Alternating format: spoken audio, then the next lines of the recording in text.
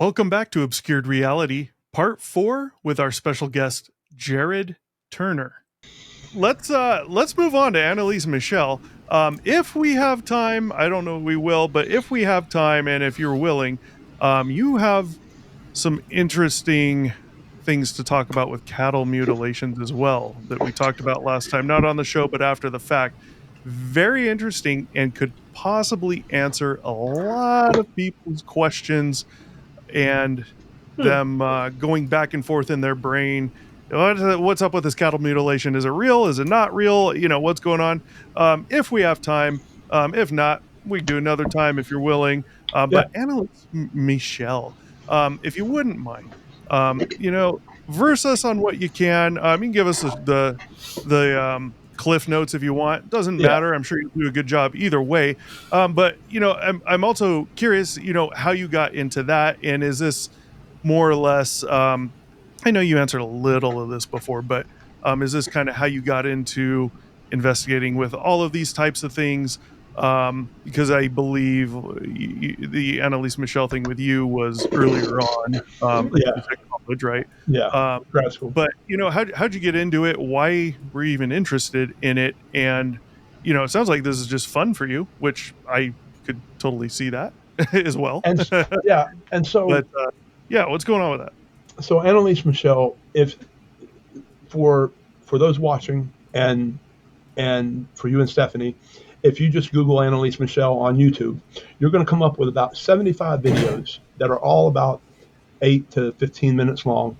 And it says it's the real tapes, and it is, because if there's one thing they did back then, they thought it would be a good idea to tape these things, and all 67 of them over a 10-month period by paranoid schizophrenics. And so you're gonna see the videos, and you're gonna get chill bumps to listen to this girl in her possession state.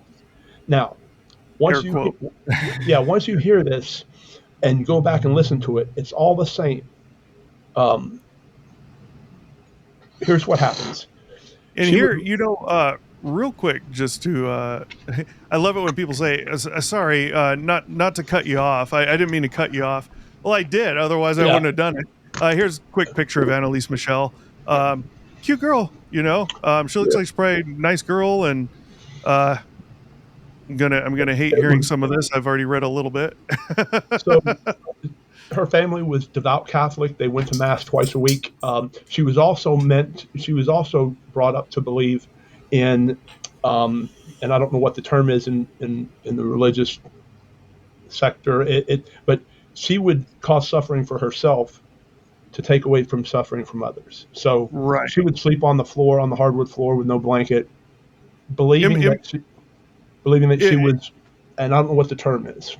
Yeah. Also important to note, just so we have a good time frame, because I think the time frame matters, especially when you mention devout Catholic. Her life was September 1952 to July 1976. So we're talking about Catholicism back then. Yeah. And this is in Germany. Yes. This is in Germany, and there are some local priests there. It was in Germany too? That are rock stars. And then there's some local priests there who are not so much rock stars. Yeah. They leave a lot to be desired in the rock star category. Yeah. And so what happens is she's raised speaking Latin. She's raised speaking Latin, learning Latin every year in school. She's raised knowing some of these priests and their stories in the local area. And then... So that's I think, important note right there. She was raised knowing some Latin. Yeah? Yeah. She's got 3 sisters, one of which one dies. But her mom and dad... Older or younger? She's the oldest. Okay. So they're all younger sisters. And if you ever watch the movie... Emily Rose, I believe it's The Exorcism of Emily Rose. I have seen that movie. Anneliese Michel. That's based on Anneliese Michel, and even the court case, and even some of the specifics. But so what happens is she convinces herself, and this isn't meant to trounce on her. What happened when she was 16? She had a seizure, and the parents, the mom, didn't want anybody thinking that she had any mental health problems. That was a big stigma back then. They sent her to a sanatorium. Miserable time for her there. She comes out. They got her on epilepsy medicine, and it's actually working, but it's not. She keeps convincing herself that she can't go into a church, she can't be around rosary, she can't be around holy water, until she is, and then it's not a problem. And she convinces herself of this. So over this period of time, they convince these two priests and there's actually more than the two priests, but the Catholic Church says, no, this is a mental health issue. We're not doing an exorcism. Has she convinced herself of this, or has her parents, mainly possibly her mother, convinced her of this? Her mother, herself, and these priests. And if you look at the priests, their writings and their pretrial investigations, one of them believed in magic and in fairies, and the other one was a paranoid schizophrenic, according to the doctors. But what happens is they do these 67 exorcisms, not over a 67-day period. They're not going to exorcise these demons out. She thinks she's possessed. The priest, Ernst Alt, puts it in her mind that there are multiple demons in there. And this is the first red flag where I call bullshit on the whole thing. I apologize for my language. Yeah. And so he puts it in her mind that she's got 6 demons in her, and he names them off. Now, Frank, Bob, James, Joe. And he names them off and includes, so 5 of them are actual figures from history, whether it's a fallen angel demon or whether it's just a character from. The last one is Hitler. Bailey. So typical in 1952 and 1962 and 1972, she grew up post-Hitler, but it was still something that was strong enough to where you can hear her change when she's talking, when she's supposed to be speaking like different entities. The fact is, it's all growling. It's all the same. There's nothing different about it. And what you learn to find out is that exorcisms for demonic possessions are not people that are possessed. Now, I don't believe in this. Okay, let me start by saying this. But according to the Catholic Church, if they believe somebody's possessed, you're possessed by a fallen angel, somebody that would never walk the earth. Okay, it was never your ex-girlfriend that is now haunting you in the afterlife, or that is now. It's not right. A grandmother. It's not Hitler. Always it's demon. Not an authority figure. It's not a priest, a fleshman. It's nothing that's ever been on the planet. It's nothing that's been on the planet. That's where demonic possessions were they. Okay. And so they do these over a 67-day period. Now, what's important to note, and where this whole thing falls apart, is when you find out that during this time, she is in college, as a senior, getting ready to graduate. And she would go to school during the weekday, and then come home on the weekend and be possessed on the weekend. And then she would go back to school, and she would suddenly be able to write her paper and do her things and all that stuff. So she wasn't having any crazy things happening while she was at school. She claimed she was, but she wasn't. She knew the more important thing was to get her degree, and so she could start teaching. And that's what she was trying to finish. But the fact that she had quit eating and she was being starved, they actually brought a doctor in to witness one of the. So these 67 exorcisms happened over a 10-month period. And during that time, it finally gets to the point where they have to bring her home and forget about her graduating from college. Yeah, I was going to say, I thought they tied her down, didn't they? Well, they brought her home, and she ends up dying of malnutrition and dehydration. She said the demons wouldn't let her eat. The fact is that at that point, we know who the demons were. The mom, at that point, the parents are the ones responsible for bringing in medical personnel, putting her on an IV, getting the fluids in her, getting the substance in her, and that didn't happen. They actually brought a medical doctor to witness one of the late exorcisms, and he just stood in the hall and then left. He did nothing of help. There were so many people that failed this girl. She said she couldn't be around any religious artifacts until one of the priests that wasn't involved prayed with her and prayed over a rosary and prayed over things. And there was nothing that you would think if you put a cross to somebody who's possessed that they would, start burning and screaming and yelling. Nothing like that. So it was believed to be in her mind. It was believed to be that she had possibly schizophrenia, but certainly temporal lobe epilepsy, and depression, probably bipolar disorder, and then maybe Gershwin's and some other things that she possibly Yeah. had. I feel like she may have had did as well. What is it? It's now called. It used to be known as multiple personality disorder, but it's been changed to dissociative identity disorder. Okay. So did is a term. Yeah. There's a guy on YouTube, a doctor. He's a clinical psychologist or psychiatrist that he starts by saying, "I'm not diagnosing this person, but I'm answering questions of what possibly might have been happening." And he Say, goes don't into tell me his detail. first name's Steven. No, it's Grande, Todd Grande, Dr. Todd Grande, and he has a dry sense of humor, but he only goes about 18 minutes, and he mentions all the stuff, the medical stuff, but he also mentions the practical stuff too. So afterwards, after she passes away, the government indicts the parents and the two priests. All four of them go to trial, and they all four testify, and everyone else testifies. The mother claims she saw, and this is getting deep, I know, but the mother claims she saw a stigmata, that she saw that it was an act of Jesus marking the body, and that she was going to be forever sainted, like another priest that's over there, that is they have doctored him up with a mask and stuff to make it look like he never aged, because that's the claim.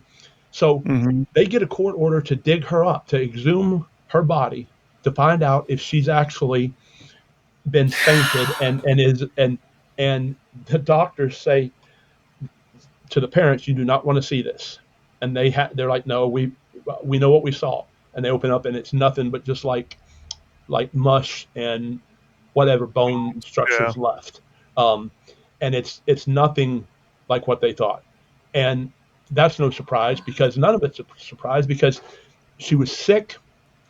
There was other things. The daughter testified that the black eyes came. I guess the mom at some point was so frustrated that she was trying to restrain her, and she ended up bruising her eyes. Anneliese did some of this stuff to herself, typical of somebody that would be cutting, or she was self-inflicting, Yeah. falling to her knees, breaking her kneecaps, thinking she had to do that to suffer for others. How So much abuse do you know was there from the mother, besides just that, the two, the black guys? Was there like a long span of actual yeah, physical abuse? Obviously, this uh, whole thing is abuse, the mom but wouldn't. Yeah, the mom wouldn't let the girl have friends or have boyfriends or have. It was just, okay. she was very strict, and maybe at this time. But here's the kicker. So when you look at the timeline, and so this happens in 1973. The Okay. book The Exorcism came out, or The Exorcist came out, the book, in 73. In Mm, 75 or 76, the movie came out. They interviewed Ernstall, the priest who decided that we're going to record all these and not try to exercise. If you listen to and look at the transcripts of the tapes, he's talking to the demon like he's doing research. He's not trying to exercise anything out of this girl, even if he was being legit. right. So then they find out when interviewing him that he was a big fan of the Exorcist book, and that when the movie came out, he felt like that it was his calling in Germany to do what had been done in America, only to find out that it wasn't true. But there's all these correlations that you just see the whole thing start to unravel, Yeah. and it's sad because it cost a young lady her life, beautiful young girl, and it's just none of it. But if you go on YouTube, and this is my concern, at where we are now, the internet has been so great for opportunities and for information sharing and friendships and families and just name it. But a 7-minute video on YouTube that Mr. Ballin puts together, or John B. Allen puts together, Hmm. about a girl growling, claiming is not empirical research. I'm sorry, but it's just Yeah. not. It's not going to pass any. And so when people will start seeing this, and I had a friend, and I had to tell you this the last time, that it cost us our friendship for a long time, because he got mad at me that I was correcting him about this stuff. He's like, she's speaking the languages she doesn't know. No, she didn't. No, she didn't. She never spoke in languages she didn't know. And She this is spoke. where the Latin There you came go. in growing up. She has some Latin phrases that she used that she threw in there every now and then, and it's so many people failed her, including the system failed her, Oh God. and it Yeah. all ends up in her passing away. She's got a beautiful shrine, a headstone there now. People go there now. Okay, so as soon as this happens, as soon as the trial's over, all four, both parents, both priests, found guilty of negligent homicide. Good. Both they're given 3 years suspended sentence because the judge felt that the family had suffered enough. They lost a child a few years back, and then Anneliese had passed away, and so they gave him a suspended, probation for 3 years. Hmm. Um, the Catholic Church immediately reverses its position and says this was not a demonic possession; it was a mental health issue, which is what they originally said. The the exorcisms were done without the consent of the archbishop, and the way they're supposed to go. They were supposed to do it according to them in secrecy, but they drugged this thing out, and it was like they made it a spectacle. Mm. They had, and there's a girl on YouTube. Her name, I don't know what people think about her. I haven't watched her enough, but apparently there's problems in her personal life, like we all have. But it doesn't affect what she's. So she did a 3-part series on this. Each one's like an hour and a half, and Okay. she goes into more detail than I've ever seen Is anything this except when chick? I'm holding the case. Does she talk a lot? Like, does she just bah, bah, bah, bah, bah, bah, bah? Stephanie She's Harlow. young? What's Stephanie that? Harlow. Yeah, she's red hair. It's and she does. It's called Oh, that's not Harlow. her. Stephanie Harlow. But she does all these true crime series. Like if there's been a pedophile ring in Minnesota, she's done a feature on it, and Okay. she went into so much depth in this one that she's Whoa. talking about how friends contributed to this and how and then Okay. and so in researching this, I realized that this was all a bunch of crap. Yeah. And the red flags that come up, the things that you can go down the columns and the pros and the cons and for and against, and it just floods of one sidedness. And Yeah. all we have is these audio tapes that are real, but they're not telling you anything. If you Right. listen to them, nobody can listen, and there's You're no priest you're that would probably think given this a was okay. narrative. You're probably given exactly what Jeremy Corbell has done with every single UAP video he's put out, which is almost all of them been debunked. They're all crap. They never, what you see in the video never matches what he tells you, and he's telling you a narrative. He's not saying you need to believe this, but he's telling you what's happening as if it's fact, as if it's Mm. known fact. It sounds like the same thing. It's you're given one thing, and then you're given a narrative, and you're given the narrative in a manner that it's Yeah. seems factual, That even though it's not. Also, uh, the term that you're looking for was redemptive salvation. redemptive salvation. I'm gonna write Yeah. that down because there's no way in hell with a brain injury I'll Oh, ever redemptive suffering. That's what it is. Redemptive suffering.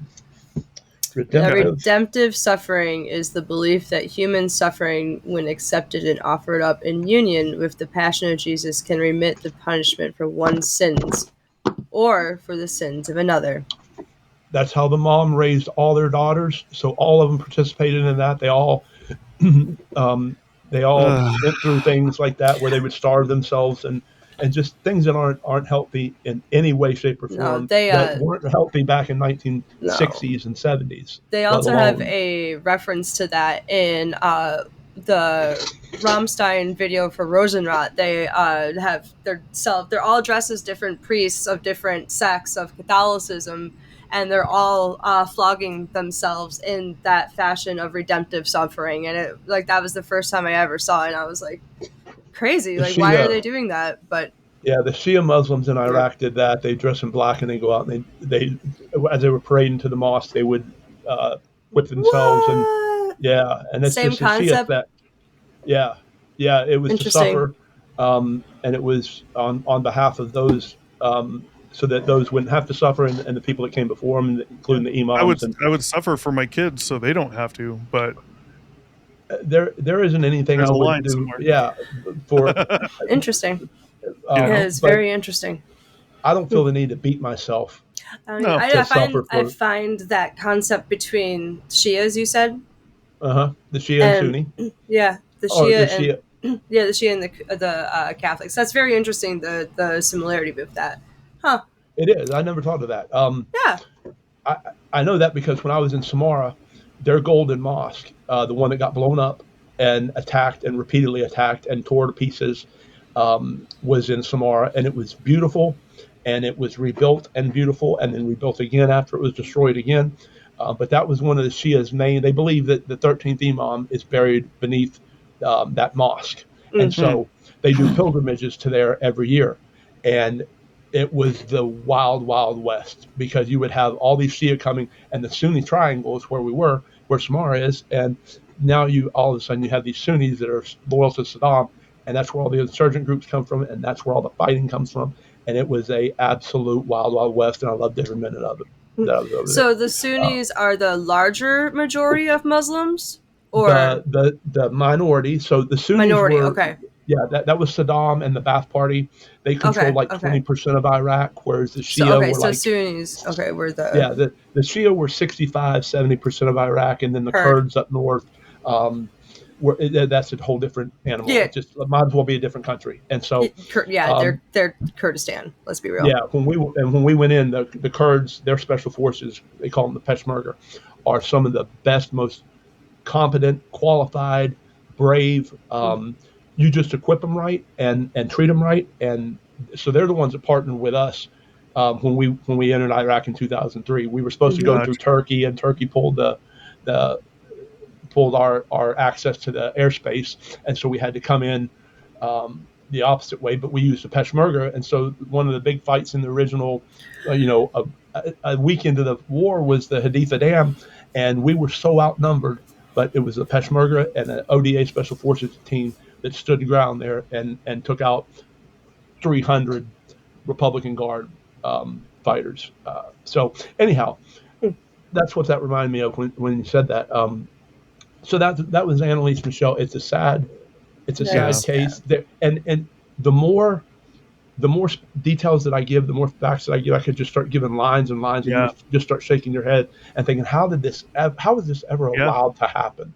It was Whether it's in because Germany of or not. it was a different age and mentalities were different and stigmas were so much worse on so many things. Yeah, So Well, like a couple of things come up for me here. I want to mention, poor and girl. one of them I think kind of goes to what you're both just saying there. First of all, when you mentioned uh, she was mainly having these issues, these episodes happened at home, but when she go to school, nothing was really happening.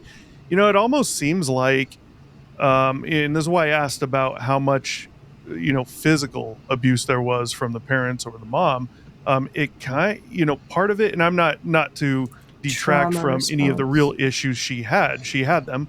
Um, it almost sounds like just crying out for attention from her parents, probably mainly her mother, because you do have this abusive relationship where it might not all be physical, but let's be real.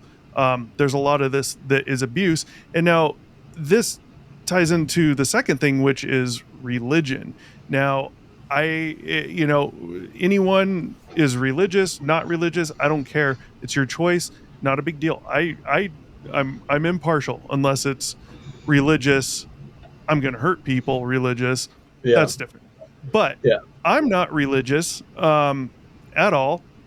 I grew up, in the church, going to church, every weekend, how to do the acolyte thing, blah, blah, blah, all this stuff. And I hated it because it was Man. so damn boring for me. Holy shit, yes. And I didn't understand it. I didn't want to because I didn't care because it was boring as hell. And when I think back on it, I realize a lot of it didn't make sense then. I just didn't care enough to look. And then it wasn't until later in life where, I didn't really get religious, but at one point I made a choice. I'm like, boom, I believe, like, you can't detract me from this now. There's a God, right, right? And right, then it was the same thing as my buddy who I mentioned. He's been on here before, Mike. Um, where we both kind of started looking into it. And it wasn't until we both started actually looking into religion where we're like, this is total bullshit. This is total Yeah. bullshit. To me, it's an opinion. Now, I bring this up for a reason, because this family, Anneliese Michel's family, it sounds like there's a much, much, much larger religious undertone than there is with most families, right? We're around a lot of people here where we live that are religious. They go to, church every week and blah, blah, blah, and all that. Cool. And with some of them, you can see like this weird personality with some of them might be a little more religious. And I see it more in the Pious is the word you're looking for. no, Pious. no. There's a weird quirk about some of these people. There's a look to them, a quirk, how they talk. And it's not a religious talk, but it's there's a weird something. I met one of them this weekend at a birthday party for one of our kids' friends. And maybe it has nothing to do with that. I've noticed it. I could be wrong though, but you most people that are religious is going to be the majority, whereas you have Anneliese Michel's family. Sounds like there was just a much more major base of religion involved here, and this is a problem, I think, because you know we've talked about it on here, Stephanie, the PFEs, proof, facts, evidence. And this is religion to me has got to be one of the longest running fictional Rackets. stories in the world. And this goes to something you and I were talking about, Jared. And I think I've mentioned before, maybe. I found out a long time ago through a group I started with a friend. No joke, the second we started this group and people joined up and we were doing stuff, I realized immediately the majority of people want to follow. They want to feel like they're a part of something. They want Yeah. to feel like they have a say in it, A whether they purpose, do a or meaning. not, Yeah. anything. And I realized that through this group, quite a few of these people, they would have done anything we asked them. And and And that's it's how kind cults of get like, started. I was yes, just and saying, it's, that Jim Jones. yeah, Marilyn and it's the Manson, same thing, Waco, with religion, and that's what I see here is FLDS. this religious undertone. And kids, one of the biggest things, I've always said is like, people are like, no, God's real and blah blah blah. I'm like, okay, well, and you're Christian, right? Now, what would happen if you were born in Iraq or in India Allah or is in real. Africa, Krishna is and real. yeah, and you grew up in a family who was religious and believed in the God they believe in out there? They all say the same thing: our God is the one true God. All the others are bullshit. So you like, look at it from that aspect, and this is the same thing. I think there's too much religion here where it's built up as fact and demons and No, I angels and completely gods, agree with you. Because and it's brainwashing. yeah, It's like brainwashing. Thank you. to go on top of that, like just my dad speaking about a mutual family member of ours back in the day scared the Mhm. shit out of him when he was a kid because she was this mean, big, aggressive German woman. And I know you know who I'm talking about. And yeah, scared the shit out of my dad while he was a child because like she was from the motherland. Like she was the one who came over from Germany. And like that doesn't really surprise me that there's a lot of trauma religiously and also probably physically, emotionally, mentally going on in that household around that time. Just Yeah, because Germans, I'm so sorry, I love you, but from experience, we're not exactly the most loving type of families. yeah. Very punctual, But though. yes, oh fuck me, yes. But yeah, so, and especially there's a lot of religious trauma, especially for people who are like who are, I'm pretty sure that the priests probably, in their own ways, probably physically and hopefully not sexually traumatized her, but I have a sneaky suspicion there was probably some of that too. Um, but yeah, just Well, to go on this is top of the that, I thing with, completely agree with what you're saying just because I have yeah. experience with the very angry German lady. So, And this is the thing with religion. When you get, and I'm not talking about the 90%. I'm talking about the 10% that's overly religious, not on the norm with everybody else. Just go to church on Sundays and that's it. But you have this brainwashing of, um, Mhm. you need to believe in God. If you do, you're going to heaven. You can sin, repent. You'll still go to heaven. But Oh if yeah. you don't, just like getting coal in your stocking, you're going to go to hell. And in I hell, worked you with one live of for those. eternity, even though you're not alive. And it's going to be the worst things that Mhm. you hate, Mhm. tenfold, and blah blah blah. Mhm. And when you get in a family like this, it sounds like this. Anneliese Michel's family. I'm not positive, but Mhm. that's more over on the overly religious side, um, then you have to imagine that is beat into these kids even at a much stronger rate than it would be for the majority. And when you mix that with these types of mental issues she had, psychosis, possibly bipolar, and some of these other things, and then you have mainly the mom who's just pounding this stuff in there, and then you throw in the priests, and they have something to gain out of it, which is They have their own money agendas and of what fame. they want to Yeah, make it. Yeah. yeah, Yeah, It they're and the turned one her who into a, introduced a lot of this. yeah, they yeah, turned her into a and spectacle. this is a big problem with religion, and Mhm. we saw it with some people we knew, um, a friend's ex-wife, that someone else I know knows. Um, after divorce, she married someone who was very, very religious, and the kids went to live with her. Now the kids are older, like high school, and one's just out of high school, the other's in high school, and this kid was like, I don't want to sit here and go to church and praise God for 10 hours on a Sunday. That's not me. I don't want to do it. And she said, and keep in mind, this kid's like still in high school, and she's like, if you don't do it, you need to leave the house. Now, this lady, I've never seen her be like that before. This is all because of the new guy she temporarily married who was overly religious. And now Yeah, she's saying he wants this. Now she wants this. The kid doesn't want it. You need to leave the house if you don't go. And so I'm the Ew. like, kid, it all comes down to Ew. religion and how bad it can be if Yeah. mistreated and yeah. taken 100% as fact. I'm so So sorry, but if imagine. you Go ahead. pick anybody over your child for any reason whatsoever, Yeah. like Yep. That's you're what I was just a going to say. shitty person, religious or not. You're just a fucking shit Yep. person. That's Yep. exactly Holy what I was going to fuck. say. Imagine the Ugh. betrayal that these children grow up with, Yep. and thinking that the one person that's supposed to protect you and supposed to um, raise you and prepare you for life is, come to find out, does not have your best interest in mind. Hi, I Nope. was Um, adopted. That was my mother. Why she's got the green hair and I don't. Yeah, right. Yeah, hi, I was um, adopted. I That cut was my green hair absolutely off. my story. No, you're I'm not right. bald. You're so accurate, dead on with that. I just I know that I just, and this is the one reason that I did not go completely down that dark road when I Mm. got back, because the survivor's guilt had eaten me up so much so that I've had nights where it's touch or go, as to, Yeah. like, I couldn't.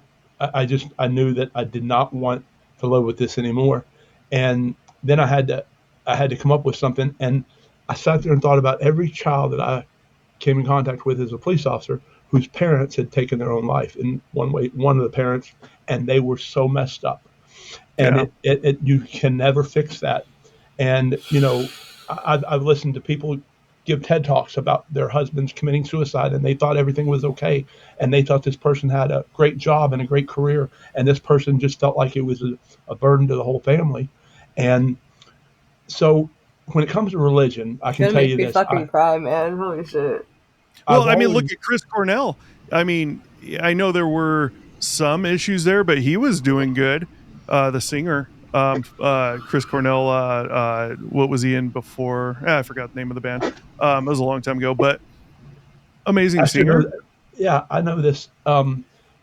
I speaking know it of, when I hear it.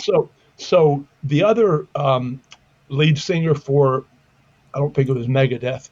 One of the lead singers was just on Nirvana. Joe Rogan, or Oh. was just on Sean Ryan's show talking about being possessed by witches and Oh, um, I'm Dave sorry. Mustaine.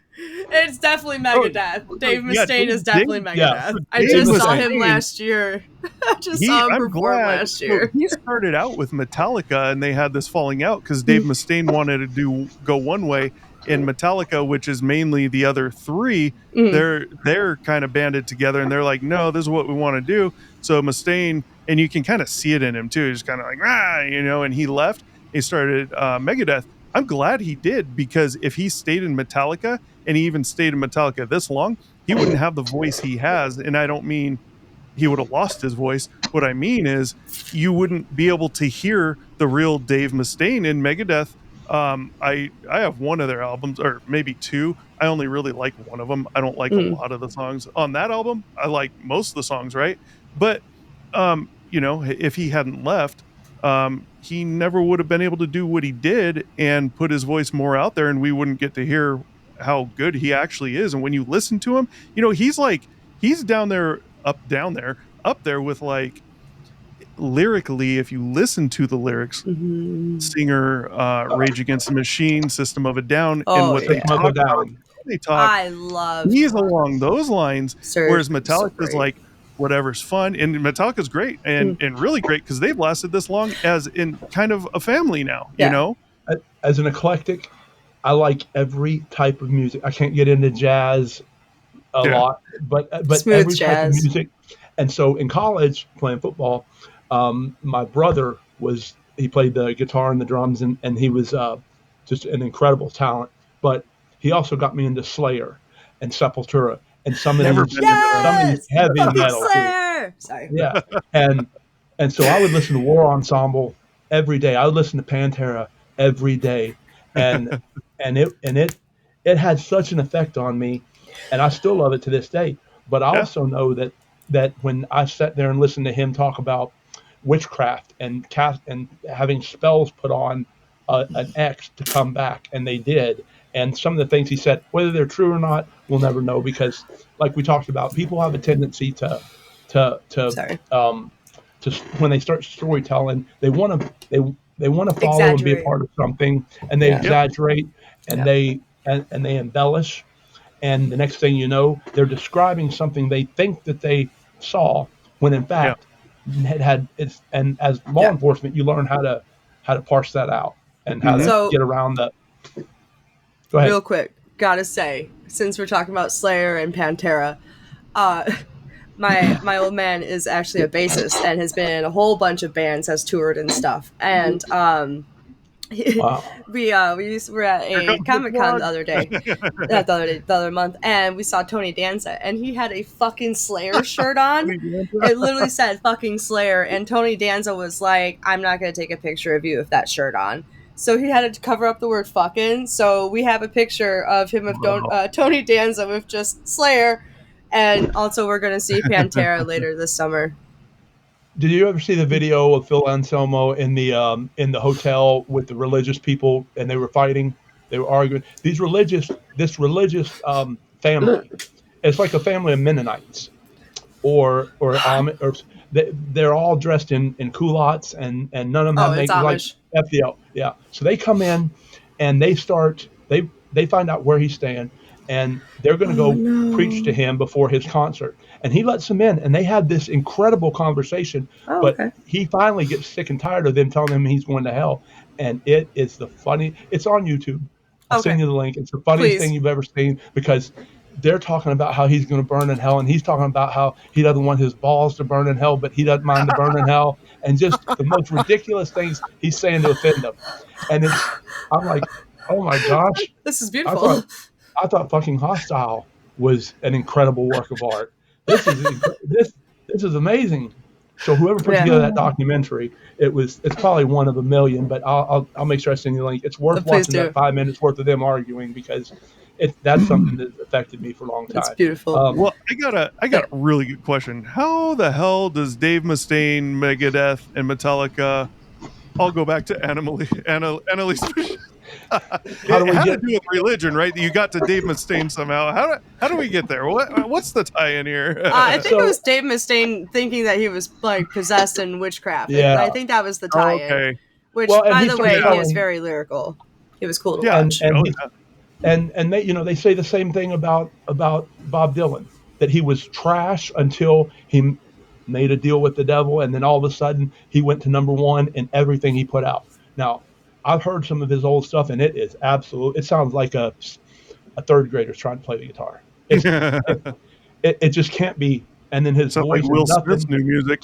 It's just it's hard to listen to. But so that said, um, talking Huh. about, Dave Mustaine can say the experiences that happened to him, but when you start to qualify spells and it actually came true, and you tell like four of those stories in a row, now all of a sudden you're making me question whether this really happened to you or you just got Right. in this dark place. And either way, it's a bad spot. If you believe something, you believe it. And I won't take Yep. away from anybody's belief.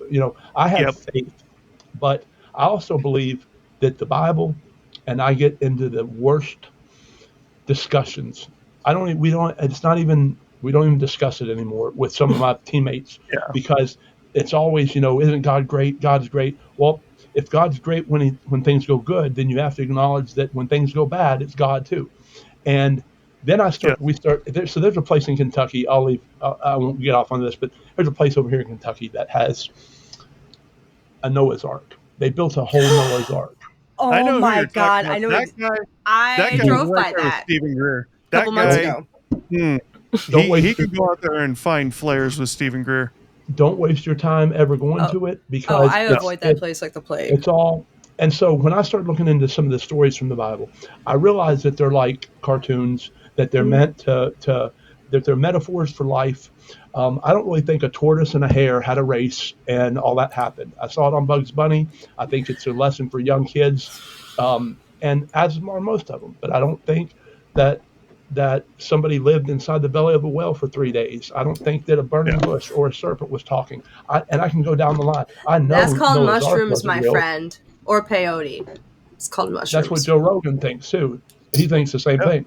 Well, The I mean, think DM, about that. We can't get too far into religion. Religion's a whole yeah. like series in and of Yeah. itself. But when you think of it like that, I mean, yeah, And, it's and a we, bunch of stories. In when you really get down to it, religion might have been a real thing at one time. I mean, it still is, but it might have come about from a bunch of stories put together called the Bible, or however you think of it. Mm. Um, The story of the but Bible has been repeated literally for well, thousands of years, even before Christianity. Just the whole like yeah, the I think movie Zeitgeist covers that in its entirety. It's on I think a YouTube. good reason why governments, especially like ours, hold on to that is when you have this amount of control. people, it is crowd control at its finest and scares you one way or the other. And it keeps the majority in line. And I'm not 100% against that because you need some type of law and rule in a way to keep things in line so there's less crime, I you know. watched, yeah, I watched something on that, and they said the same thing. It was that they felt like that this um, coming about was a way of controlling the population, Yeah, Hmm. controlling the population populace. control. But the stories. Now, I was a big Christopher Hitchens fan. I love the way he debates. I love the way he thinks. I love the way he's prepared. I love the way he gets to the point. I don't agree with everything he said before he passed away, but I watched his debates against the Catholic Church and um, against, and it was incredible to see him put together Yeah. such and so I don't believe the stories actually happened, but that doesn't mean I learned a lot about I spoke Arabic. I learned a lot um, about Muslims and about the Arab culture and um, about the Quran. And Mhm. so one of the things I learned is that we both believe in the same God. Yeah.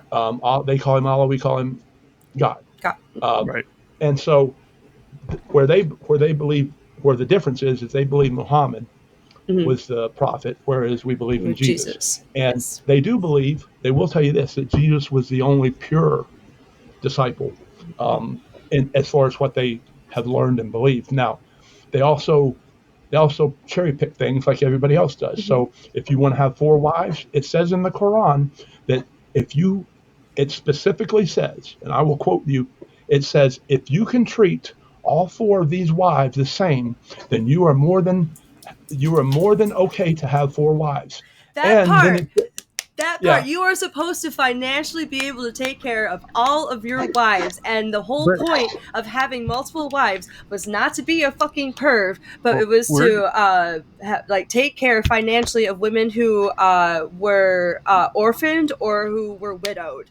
That was it the whole goes, point of it. yeah, and it we're goes gonna on to blow say, this up. We're uh, gonna blow this up real quick. Sorry. And the part no, Stephanie's missing is the part about no smart guy would want 4 wives, 4, let alone 4 one. Tell mother-in-laws. the Yeah, Mormons that, but yeah, no, yeah, it originally was so that you could financially support women who obviously could not at that time support Right. themselves. It It's a was much not, different well, time. yeah, it was not so it for men goes to be on, perverts, but of course that yeah, was, well, it goes on inherently to a say, benefit. yeah, and it goes on to say, because it starts by saying if you can treat all 4 of them the same.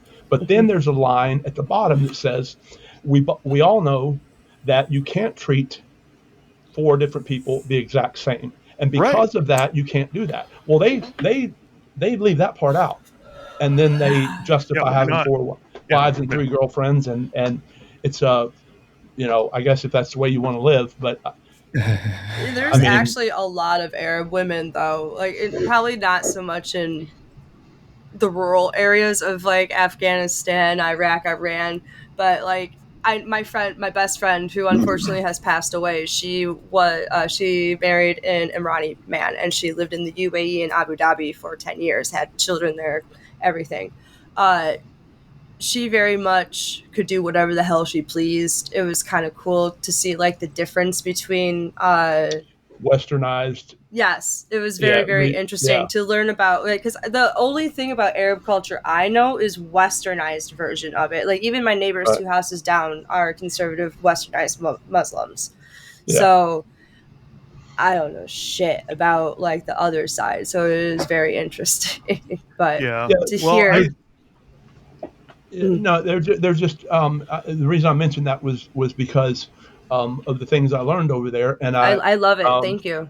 yeah, I also learned, you know, um, I learned from talking to a couple of our chaplains.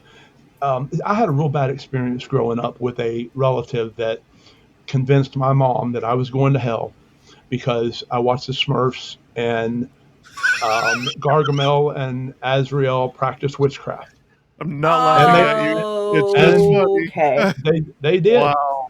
Sons of bitches did. I mean, Wow. but I don't know where Papa Smurf and where Gold and where all these different Lazy Smurf and whoever the different clan of Smurfs are has anything to do with this. And what happened was she was on her religious kick where her kids, she sent them to. I mean, it was speaking in tongues. It might as well have been snake handling. I'm in Appalachia, so I can tell you once a week somebody will take a rattlesnake and think that they're blessed by the spirit, and that thing will tag them on the head, and the next thing you know, they're dead. Or it's usually the ones who think that God will save them.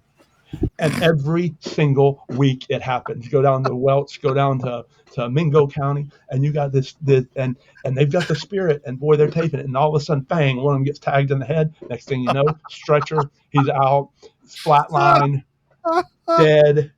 So, and I'm thinking to myself, Oh my surely they god. sewed the mouths, or they Wow. venom. No, and so all I'm saying that Stop I've, it! I've had some bad Stop experiences it! with religion, and I Yeah. watched, and so I've always tried to think for myself. But the reason that those things matter is because when we're talking about demonic possession and Mm, things like that, I just think it's the Catholic Church, the former Pope had just admitted that hell wasn't a real tangible place. Now that was those Right. were his words. He said it's a mindset. Most people are in hell when they're on earth. because of things they feel guilty about or have But what done. about heaven? That's not very tangible as well. Yeah, I don't. I know if my mom and my brother, I know for a fact, I can tell you this: if my brother were watching down on me and had any way to affect me, he would. Yeah. Um, Yeah. and I go to his gravesite. I still, for 10 years, I emailed him once a month and say, "Hey, bro, what's up? Just checking on you. Love you." Because I've always taken care of him, and I felt guilty about him passing away when I got home. Yep. That said, I don't. I don't expect that when I pass away, I'm going to be. Now, I have watched enough. I, there's a nurse on YouTube that deals with dying patients and talks about patients when they're getting ready to die Hospice and what they care. go through. I've seen Yeah, her. I Yeah. showed one of those videos to my daughter. It was the old, really right. old lady, Yeah, and it was here's her what the breathing. breathing sounds like at the end of Yeah, life. And Yep. my daughter's always been into that kind of stuff. And she, if we could let her, if we put on open heart surgeries and brain surgeries all day on YouTube, she'd watch that like it was candy, you know. really. And That's I saw some interesting. of those videos. I was like, oh, she'd be interested in that, and she's looking at it. Yeah, there And was. this all ties back to Annalise. I know it sounds like we're going off on a tangent, and anyone who's watching, and we are, but it all ties back. And religion, right? Yeah, My kids, we put them in a private school temporarily. Um, it was for like maybe a year, 2 years, and this is how big of an effect religion has when it's being preached to you at this age. Me, my wife, we're not religious, okay? And we don't talk about it at all because we're not religious, right? And they go to this school, and it's only a matter of time before I start hearing mainly from my daughter, although I hear it more from, a little bit from my son now. But I started hearing it mainly from my daughter, and it's, oh, God, this and God, that. I'm like, look, hold up. I go, I told you I'm never gonna lie to you. There is no proof, and she's like 5 at the time, but she's asking about the stuff. I'm like, there's no proof of this, and if when you get older, I'm all for you learning about it, and you make your own decisions, and you want to believe there's God. That's your deal. Yeah. I'm not going to tell you can or can't, but there's no proof of that. These are, as of now, just stories. There is zero proof, and then that goes into some of the things we've talked about, crowd control, population control, yep, and other things, and lightly explain Comfort. those to her in certain terms. But this is the effect and how quick and easy it is to manipulate people. You do it from such a young age, and you get like Anneliese Michel's family. It sounds like her mom was one of those holy rollers yeah, that's just praise be to God every day, all day, Under blah his blah eye, blah. blessed And be. once you get that brainwashing in there, and that this is fact, and it's heaven or hell, and someone like her who's more prone to going way deeper into it, now you have the effect on the kids, in this case Anneliese Michel, right? yeah. And She I absolutely mean, influenced Annalise in her yeah, beliefs. Annalise almost wanted to be possessed for her mom's sake, right, and then you get a priest who sneaks around. So the yeah, Catholic Church denies the exorcism, says it's a mental health issue. She's on medication. She's seeing a neurologist. That's the best thing for her. yeah. And And what? imagine if Annalise's parents, or I keep Oh, referring to her mom because that's what we yeah, hear about. It sounds yeah. like she's the one. Imagine if she grew up religious, in a religious family, but just the normal baseline like most of us have, or no religion at all. Anneliese Michel may have lived a full life, Probably most And, yes. likely, and if it wasn't for religion. Yep. and one thing I always wanted to put on a bucket list was to be able to at some point visit and at some point locate a family member that experienced that because it wasn't that long ago. I mean, the 70s. She passed away in You 76. mean related to them? Yeah, somebody that was Okay. actually there in the room, or that was that Oh, was that was involved because at one point they brought in her best friend and her best friend's husband to be a part of it, who actually had to help hold her down at one point because she started trying to attack the priest. Um, it was a comedy of errors. I don't mean to use that word or that phrase, but it really was. It was a comedy yeah. of errors, and you couldn't. There's no way you can start to research this case and not just stop and throw your hands up and say, this is not even close to what we were told that it was. Yeah. But Yeah. and that's what the videos on YouTube are for. So Yeah. as far as the religion and things like that, I have faith. I never encourage somebody not to, but also I know for a fact that some of my buddies are educated. They're smart. They have Right. good jobs, and they know if I break down the weight of having elephants on an ark for however many days and all this, and then you'll get this. Well, then they found the ark on Mount Ararat. No, they didn't. No, they didn't. Something just came out recently so about the ark. irritating There's a me. new thing. They're thinking, oh, we might have found it because of this impression in the ground and blah blah blah. I'm like, let's see where this fails in 6 months from now, like they all do. Right. You're going to put full-grown chimpanzees, a full-grown chimpanzee, and his mate. Now, I don't know if you know this or not, but so I never want to speak about something that I don't have firsthand knowledge of. Like, I don't ever want to speak about something because I saw a video on it. So Right. I actually go through Genesis line by line. It doesn't say, I don't know if you're aware of this or not. This is the only thing you're going to get religious out of me because this is the extent that I have of my knowledge. When you go through Genesis, it does not say 2 pair of every species on the ark. It says specifically, it reads, because it's written down there, that 7 pair of the clean animals, and 1 pair of unclean. So pork, things Cloven like hoof. that are cloven hoof. Thank you. Cloven hoof. So you're going to put 14 full-grown chimpanzees on an ark with elephants, lions, and tigers, kangaroos, Not armadillos. even that. my. Not even that. Can we Oh talk my. about gorillas, silverbacks? Put Oh a yeah. silverback on there and see how well adjusted he is. I mean, there's literally the thing online going around like 100 men versus 1 gorilla. Like people are trying Yeah. to figure out like what 100 people could Yeah. take on and actually win against a gorilla, and it's like no one. It'd take you a year just to get all these animals on the ark because you'd have to bring them on 2 at a time, not in a line. It'd take you a whole nother Not in year a just to line. get them all off, just so you can 1 cage at a time. And what were their cages like? It wasn't metal reinforced How the bars. fuck did you feed? What the fuck did you do with all this shit? Yeah. There's a dumped guy. it in And water. with that, I actually do need to leave you guys. I'm sorry. Aw. It is. I Have a good day know. at I work. know. It's like 12:30. It's like I know it's 12:30, and I have to do Yeah, a that's fine. clopen. You can peace out. We'll finish up on this Anneliese Michel, and then I do have a question for Jared after that. No and worries. then hopefully, completely up to Jared. He can come on at least one more time, if not more. Here's the thing. I'm going down the list of the things wanted to go over, talk about those things, and there's quite a few.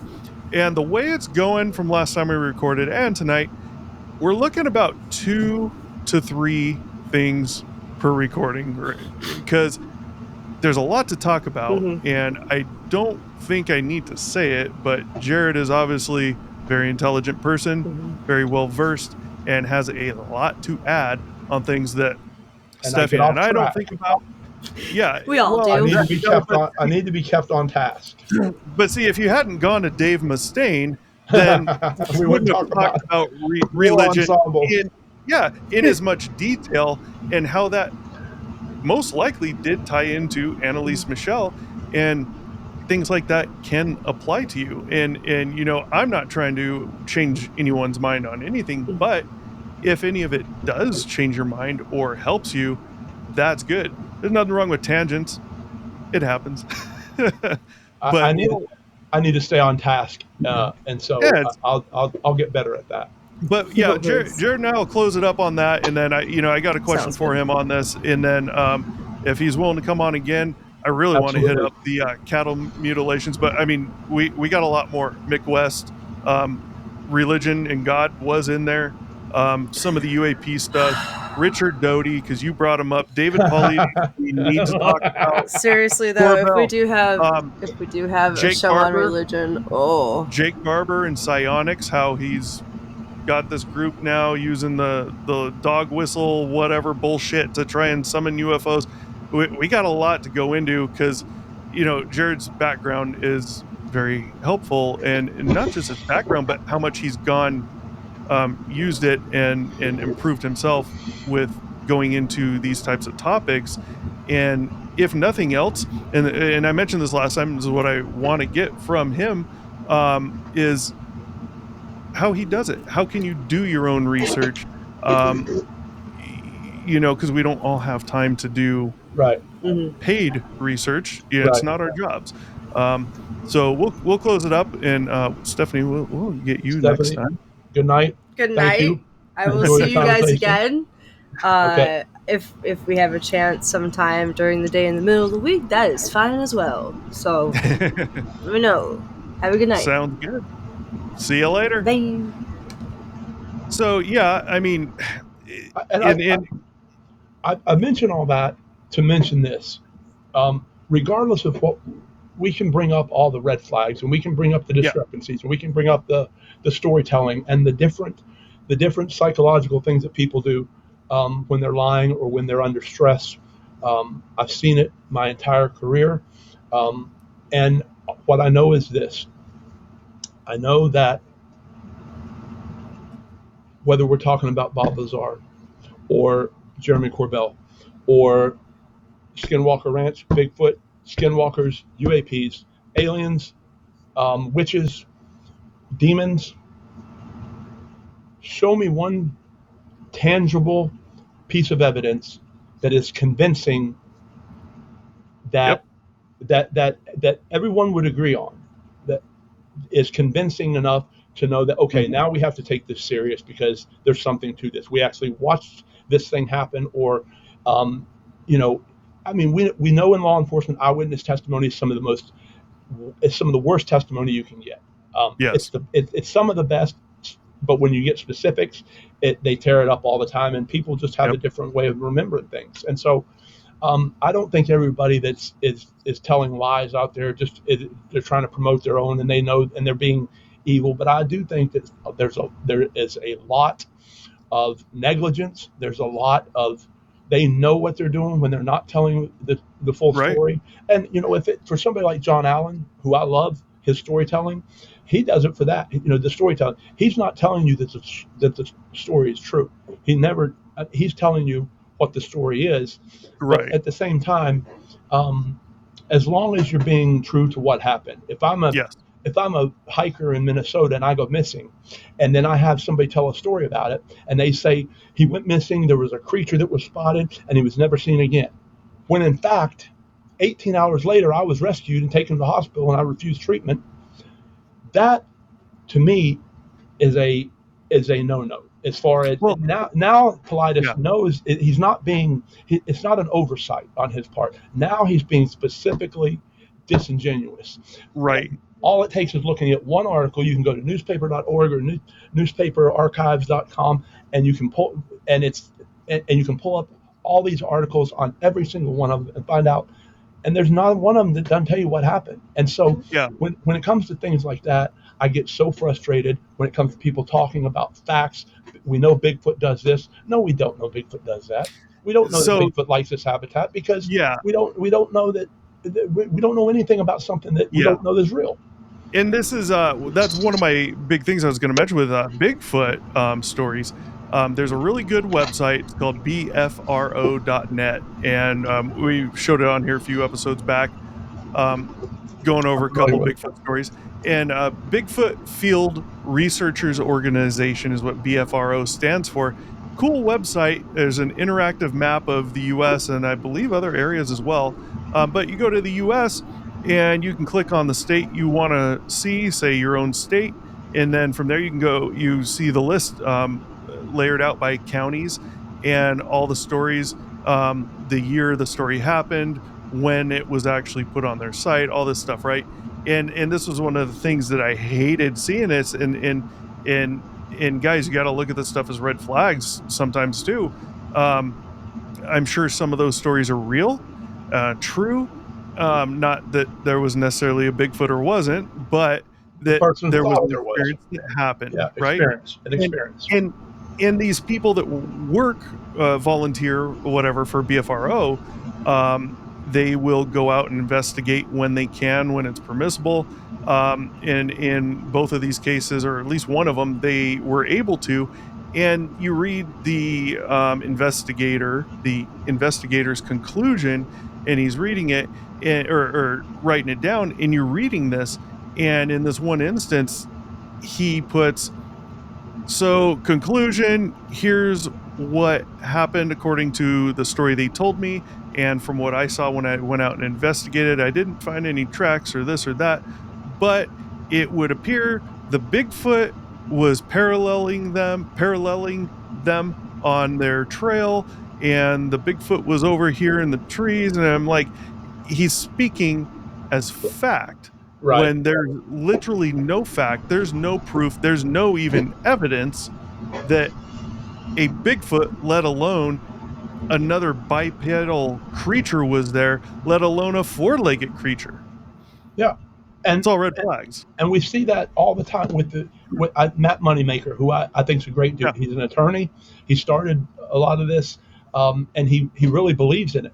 And I love the fact that somebody is that passionate and believes in it. What I question is when he starts speaking of it as if it's empirical research, as if it's we've studied Right. Bigfoots for 2.5 years out in the Sierras, and we know that they behave like this, and we know that these are their temperaments, and we know that. And he says that stuff knowing good and damn well that none of it passes.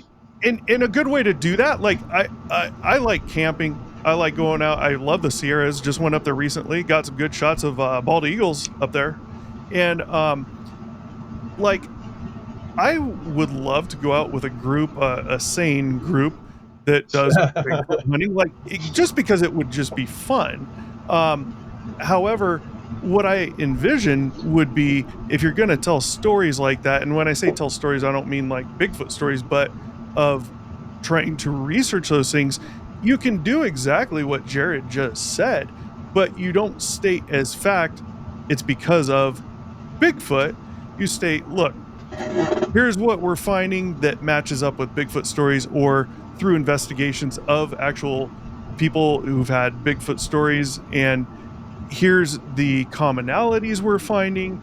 And now we go out to the Sierras and we go look around. We never find a Bigfoot, but we look for those particular things, and we see how often do we find branches that are a certain amount of inches in diameter or more, broken off and on the ground, when typically, a certain thickness or more, you wouldn't find that. Is there evidence it could be from lightning strike or something else? And you do it that way, that's fine. But when you start saying it looks like the Bigfoot broke the branch, it was rubbing its back and needed a branch to pick its ass because it itched, that's where you have a problem. You're stating as fact it's because of something that's totally just profound in 99.9% chance is not real. And you have to dismiss or get pretty damn close to dismissing. And this is what set me off about a lot of the things that has set me off. There's been a library full of issues of things that have set me off in my past. But when it comes to this and the research, it just when it if you say allegedly, or if you say according to reports, 75% of these sightings are by rivers, then you can draw a conclusion that people are seeing things by rivers, but it doesn't mean that there's an actual creature walking out there. Yeah. And until we find that out, same thing with UFOs, people seeing satellites or orbs. We've talked about that in the past. You asked me a second ago, how do you do it? Yeah. And so I can tell you that when my son came in here and fixed up my computer, we had mentioned the Jesse Ventura episode. He did a thing on a radio show with Opie and Anthony and Jim Norton being a comedian. And Jim Norton tore him apart.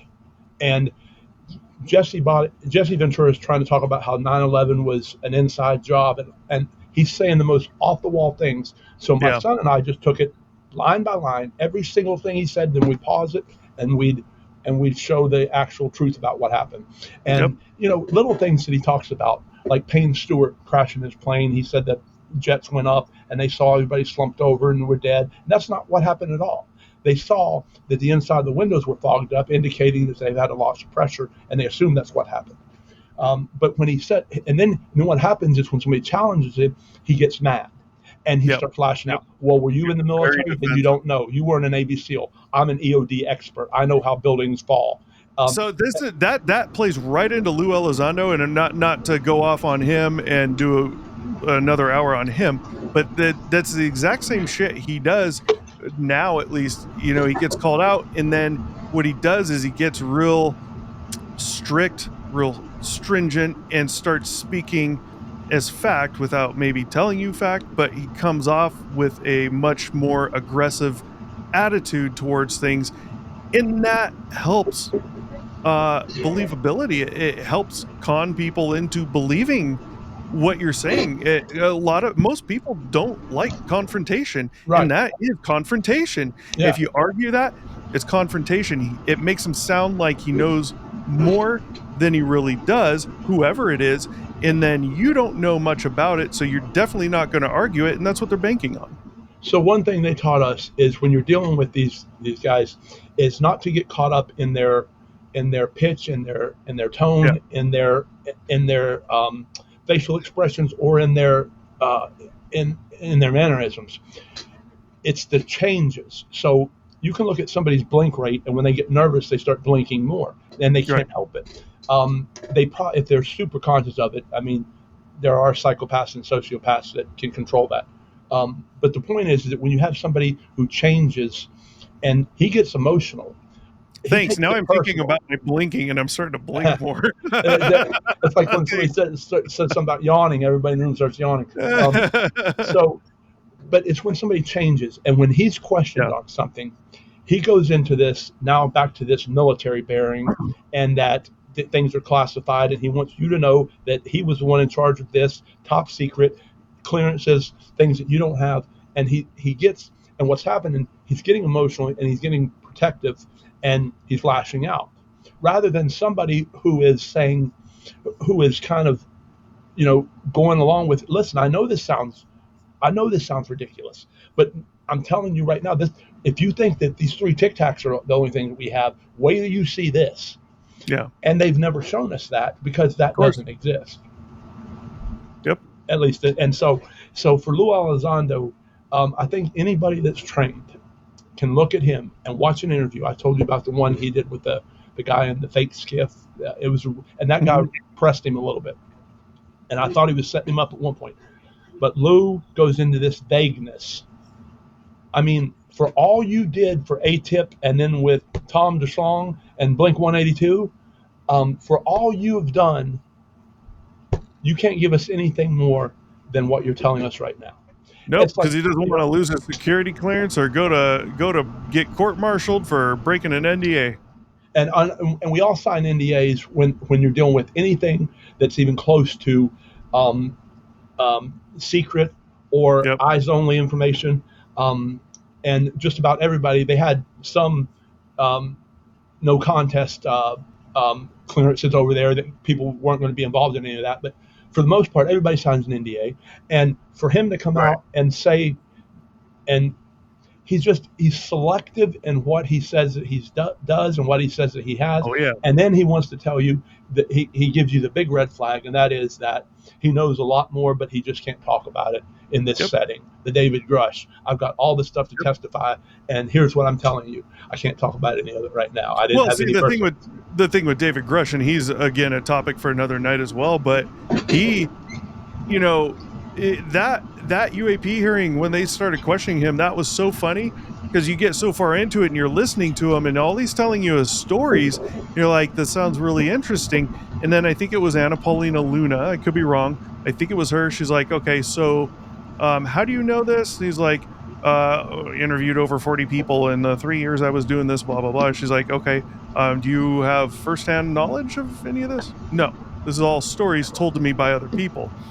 Well, if he's actually telling the truth about that, then how do you not know that they were all lying to you, that they were just setting you up on purpose, not those particular people, but maybe someone running a program You guys go tell Grush's story, because Grush is now the one doing the interviews on this. We know he's going to talk at some point. They've done their psychoanalysis on him, I'm sure. He'll probably talk at some point. If he does, that's helpful to throw people off, whether it's a con job Russia, for the China. American people. Yep. Russia or China would be the more bigger reason to do that. It's all stories. It's all bullshit until you can prove it. And there may be truth to all of it or half of it, but you can't. I don't understand how they're allowed to go into these hearings, how they're even con these Congress people into doing these hearings, and they get past the first one hearing nothing but crap with no proof, no facts, no evidence, no nothing. I want to know what's going on in the skiffs, if there even have been any, and I think there's been a few. These Congress people could at least come out and say, look, we've had 4 different skiffs. If we can say the people, then we'll say the people. We've had Grush, Lou Elizondo, whoever it is, Ben. We can't share a lot of the info, but we can confirm for you. We have done this many skiffs. Here's some of the people we can list. And even though we can't tell you what we talked about, what I can tell you is that there was actual evidence provided, or there was actual proof provided. They could at least come out, these Congress people, and say that. And I think they should, because if these people are really full of shit, David Grushes, or the people talking to Grush, or the Lou Elizondos, then they need to continue to tell us what's going on, even if they can't talk about certain things, to help better society and put the facts out there, the truth. Yeah, and for these guys to say, I loved when Trey Gowdy would question people in Congress, because it was no. I loved Nancy Mace when she's calling people out, and it's just gotten so toxic now. Yeah. But that said, you're right. They can go into a skip and say, "Hey, listen, we can't discuss what we talked about, but I can tell you this: we wanted to see some empirical evidence, or we got some empirical evidence, and so now we've got a place to go, or now we've at least got a vision and a mission and some values on how we're going to strategically attack this thing." And we just get none of that. I mean, you're taking at the end of the day, you're taking something that's no more than, whether it's smoke rings that some of these parks like Kings Island, some of these Six Flags will put up. They've got a way to, and it's this big smoke ring, and then every now and again you'll see a video of it. I know exactly what you're talking about. Yeah, and so there's always answers for something, and at least until there's not. So if that day comes, I'll be the first to say, "Hey, listen, I back up. I was right about 99% of what I said and felt, but in this case, you guys have just produced a Bigfoot body." I mean, there's been some times where people have flooded 911 with calls of seeing something cross the interstate. Now, there's 15 calls to one center about this. They're seeing something, but it's not necessarily, Sasquatch. Right. And so, so I've told this story on here before a long time ago. I'll tell it for you real quick, and I think this is a good way to look at things. Maybe, we were talking about the Sierras, and now we're talking about Bigfoot, right? So, where I went in the Sierras, I also went, I don't know, it was probably about 10-ish years ago, me and someone else. And it's a place I've gone as a kid every year for 2 to 3 weeks at a time, camping. It's great. There's bears there. They come down, knock over the trash cans, get the food. They don't bug the people. They'll come in your campsite and tear up your coolers and trash. And so that's where we go, right? And, about 10 years ago, we go up there and we go backpacking. Now, we've done this once before when I was much younger. We're talking high school. And we go backpacking to the top of this mountain. We go to this spot at these lakes where we camp, and then we go backpacking up to the top of this mountain. There's some mountain lakes, like real mountain lakes at the top, and it's so awesome because you see things you're not going to see unless you do something like that. And just the lakes themselves, so much different from even the lakes we're camping at 7,000 feet. And we're talking like the majority of the day hike to get up there. It's nasty and it's exhaustive. So we did this, and we did for one night. I would have preferred two, but what we agreed upon was one night. So it's the first day, you're just doing the massive hike. It's strenuous as hell. Once you get up there, you're just like, you could sit down on a needle and it would be comfortable, And so we get there, set up camp, backpacking stuff, eat, chill out. And this time we went 10 years ago, man, where we camped, it was a mistake right on the lake, and it was kind of marshy, this grass, because one of these streams that came down, this little like 2 foot wide part of the stream comes around and curls all around where the dirt and everything was. So now it's all grown with grass and stuff. It's nice. Well, then the mosquitoes come out. They're the biggest mosquitoes you've ever seen, at least in California, and there's more than a million of them. So we're all in our tents. There's 3 of us in our tents early, which is fine because we're going to sleep, Yeah. And then the next day you wake up and we go back. So going back obviously takes way less time. You're going downhill. Now we're coming down by this last lake, which is about, I don't know, about 2-3 miles from our regular campsite where we drove into, right? The campgrounds. And as we're coming up to this lake, the trail is like a single track trail. If someone else is coming, you kind of got to move over a little bit. It's brushy on both sides, and you're getting to this point coming down where out in front of you to your right, you can see the lake you're coming up on, and it's all brush and bushes and stuff on the right, sloping up to the trail. And then on the left side, there's an embankment that goes up a few feet, and then it's the side of the mountain that is gradually going up, and that's all large bushy stuff. Well, I'm coming down. I'm way in front of the 2 people I was with. We all 3 were split up. I was going faster. I'm tall. The other one was going pretty fast, but still way behind me. And then the other one was a lot slower, way behind us. So I was alone. And there, there's bears. And I'm coming up, and I'm just looking down at the trail in front of me, not directly down, but out in front of me and down.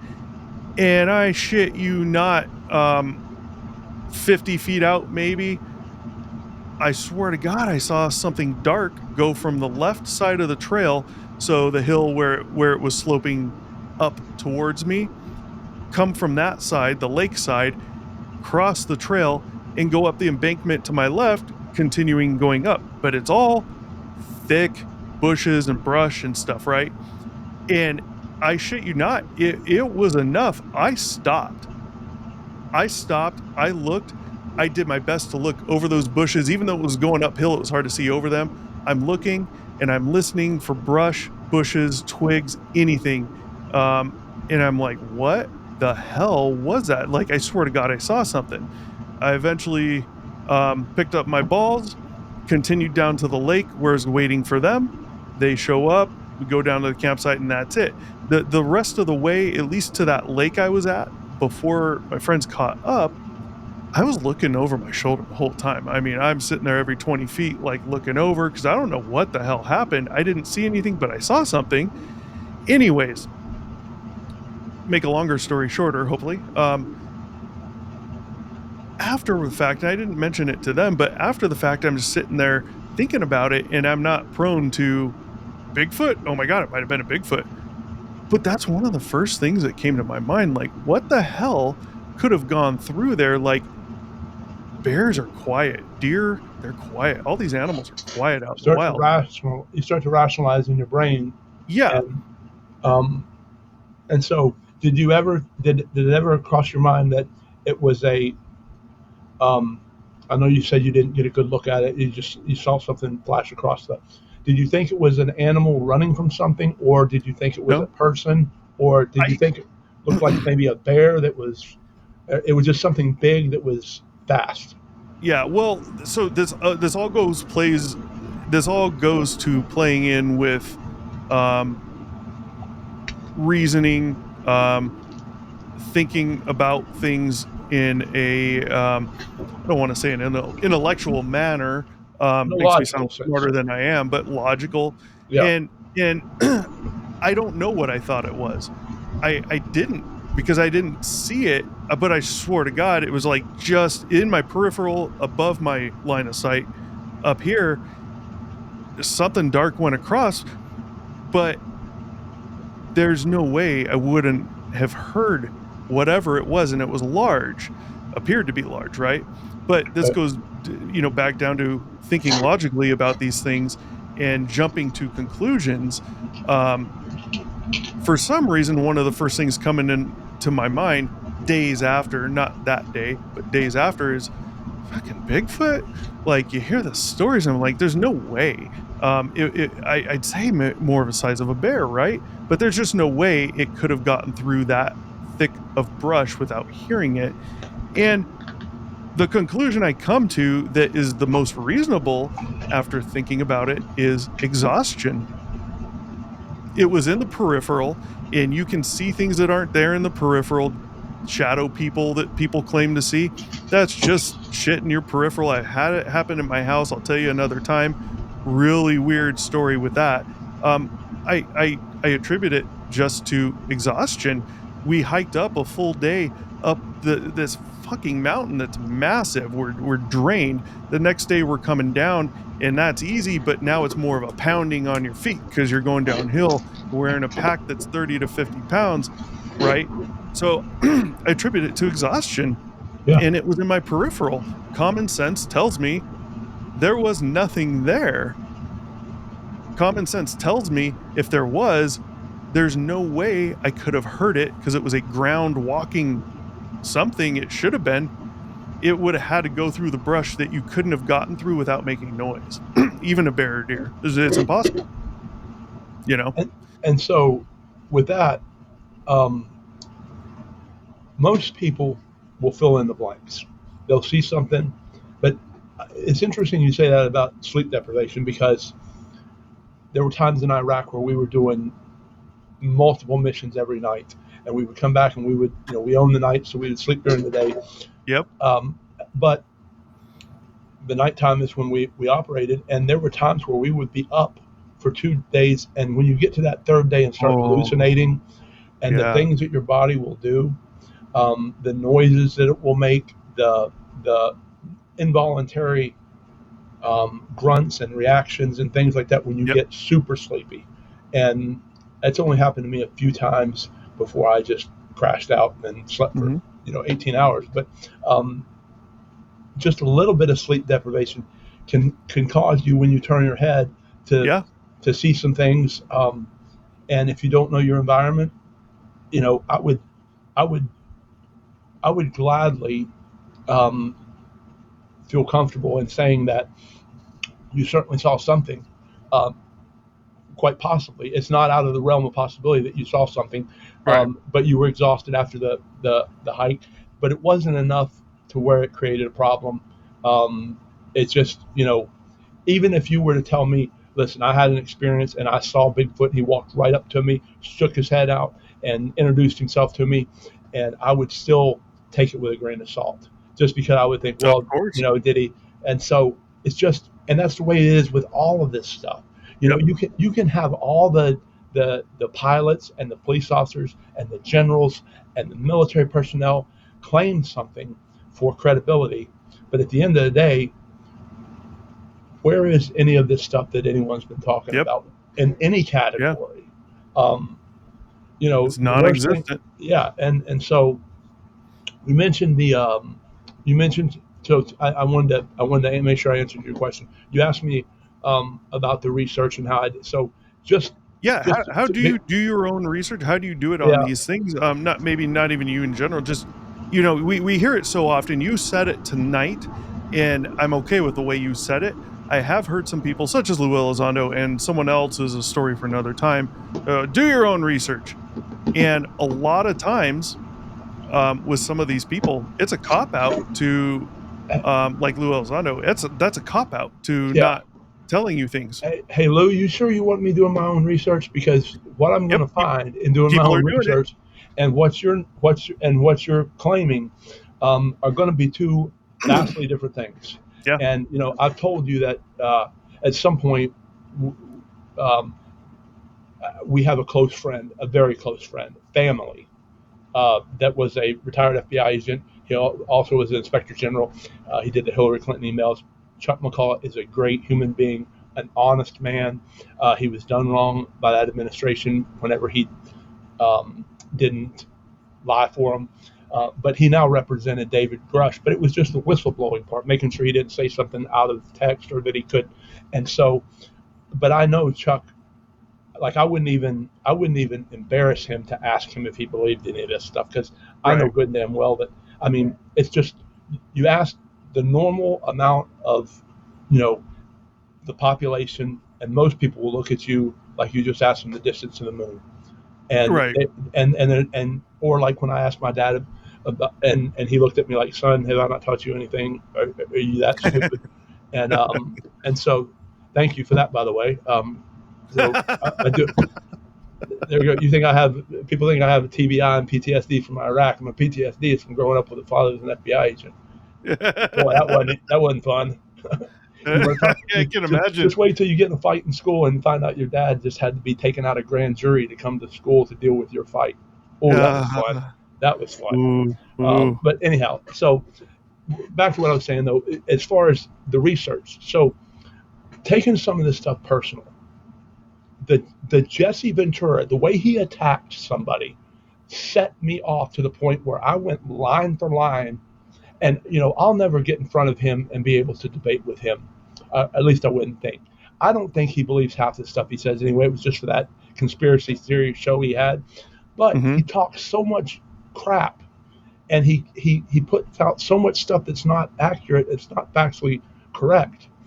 We know a lot of things happened during September 11th, 2001, whether it was the drills that were being run in the Northeast with the military and them not knowing if it was a real world event or not, to when the second plane hit. I will tell you that the best leadership I've ever seen is from a guy named Ben Sliney. He was the director of all of the air traffic controllers on 9/11. It was his first day of work, and he was the one that came in there and he made the decision to shut everything down. He's like, at first they rerouted stuff, and he's like, shut this down, nothing. We want zero in our airspace. And even his subordinates were like, are you sure we want to do this?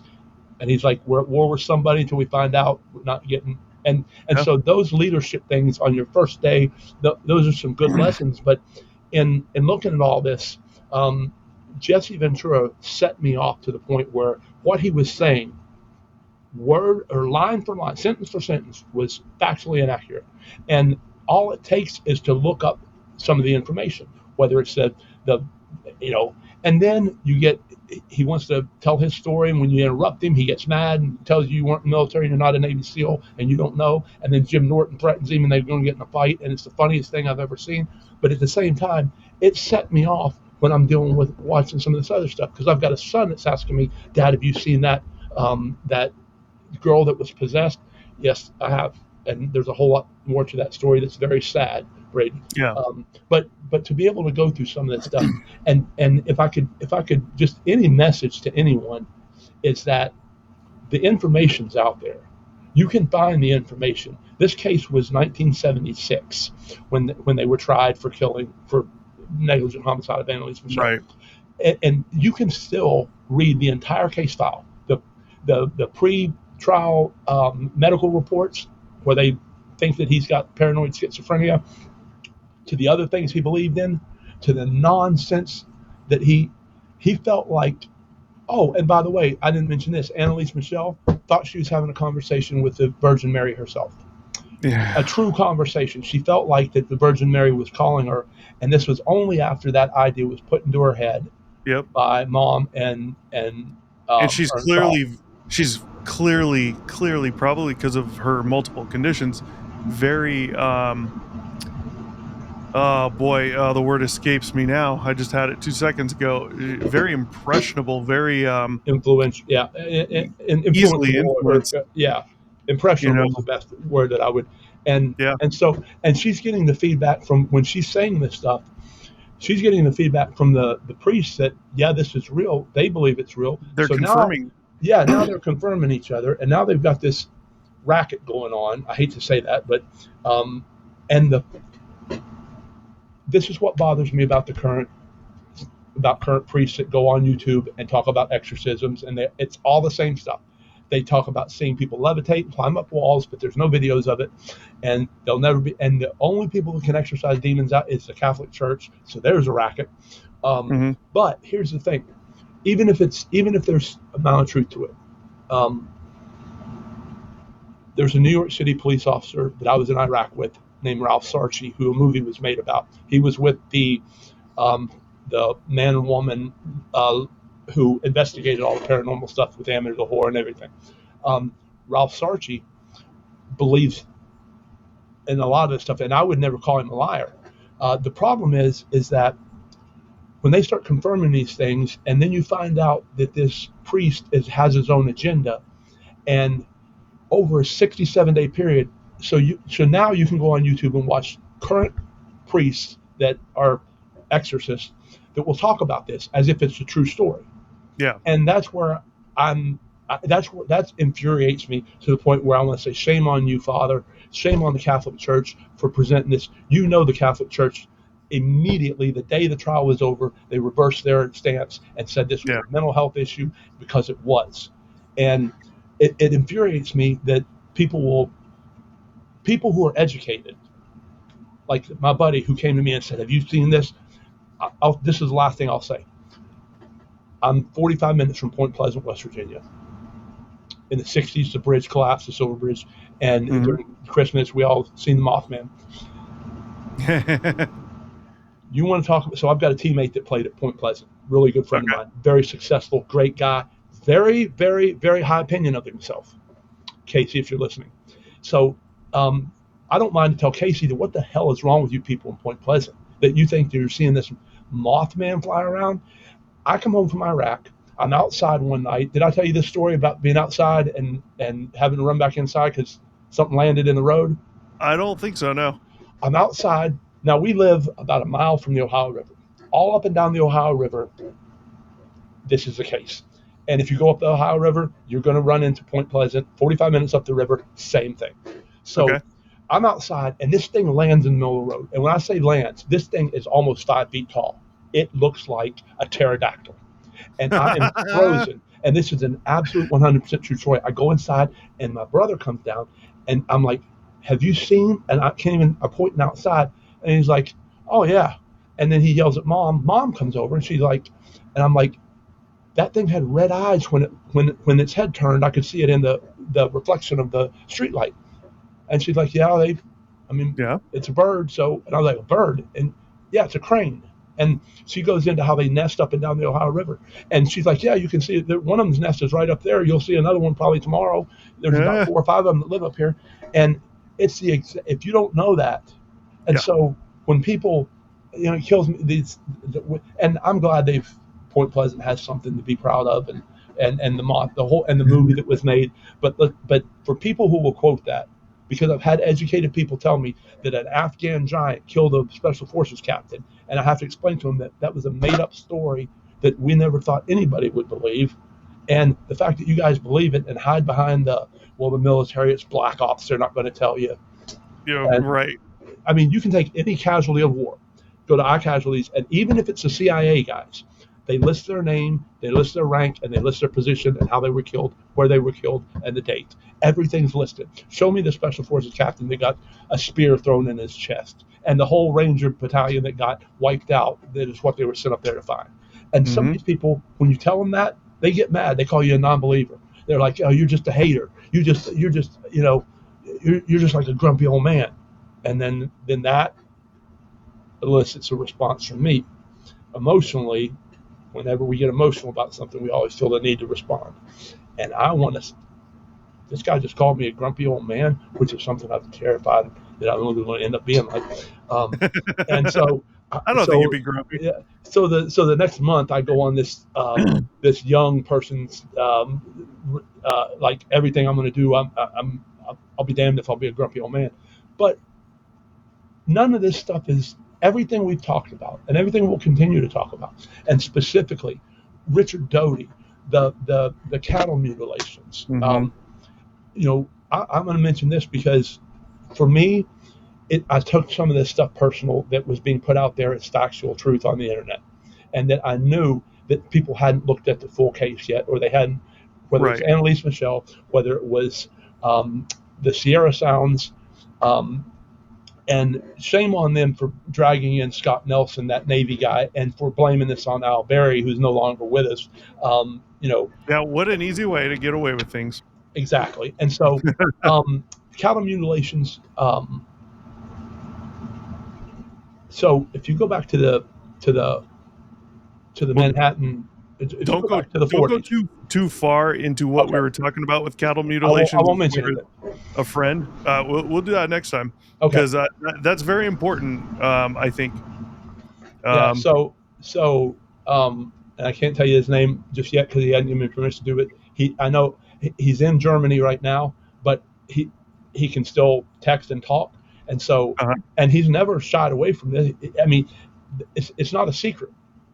But we'll talk about that next time. As far as how I can do the research, um, I would like to be able to officially, in some official capacity, look into this with an official, whether it's a here's here's the information that was found in the investigation, just mhm. the investigators' notes, and something a little bit more official to where it's not just the Anneliese Michel. I actually authored 2 papers on it in college, and so those are actually credible and actually you know peer refereed journals, but that's not hard to find. And so Yeah. when you're looking for some of this stuff, I'd look for the case.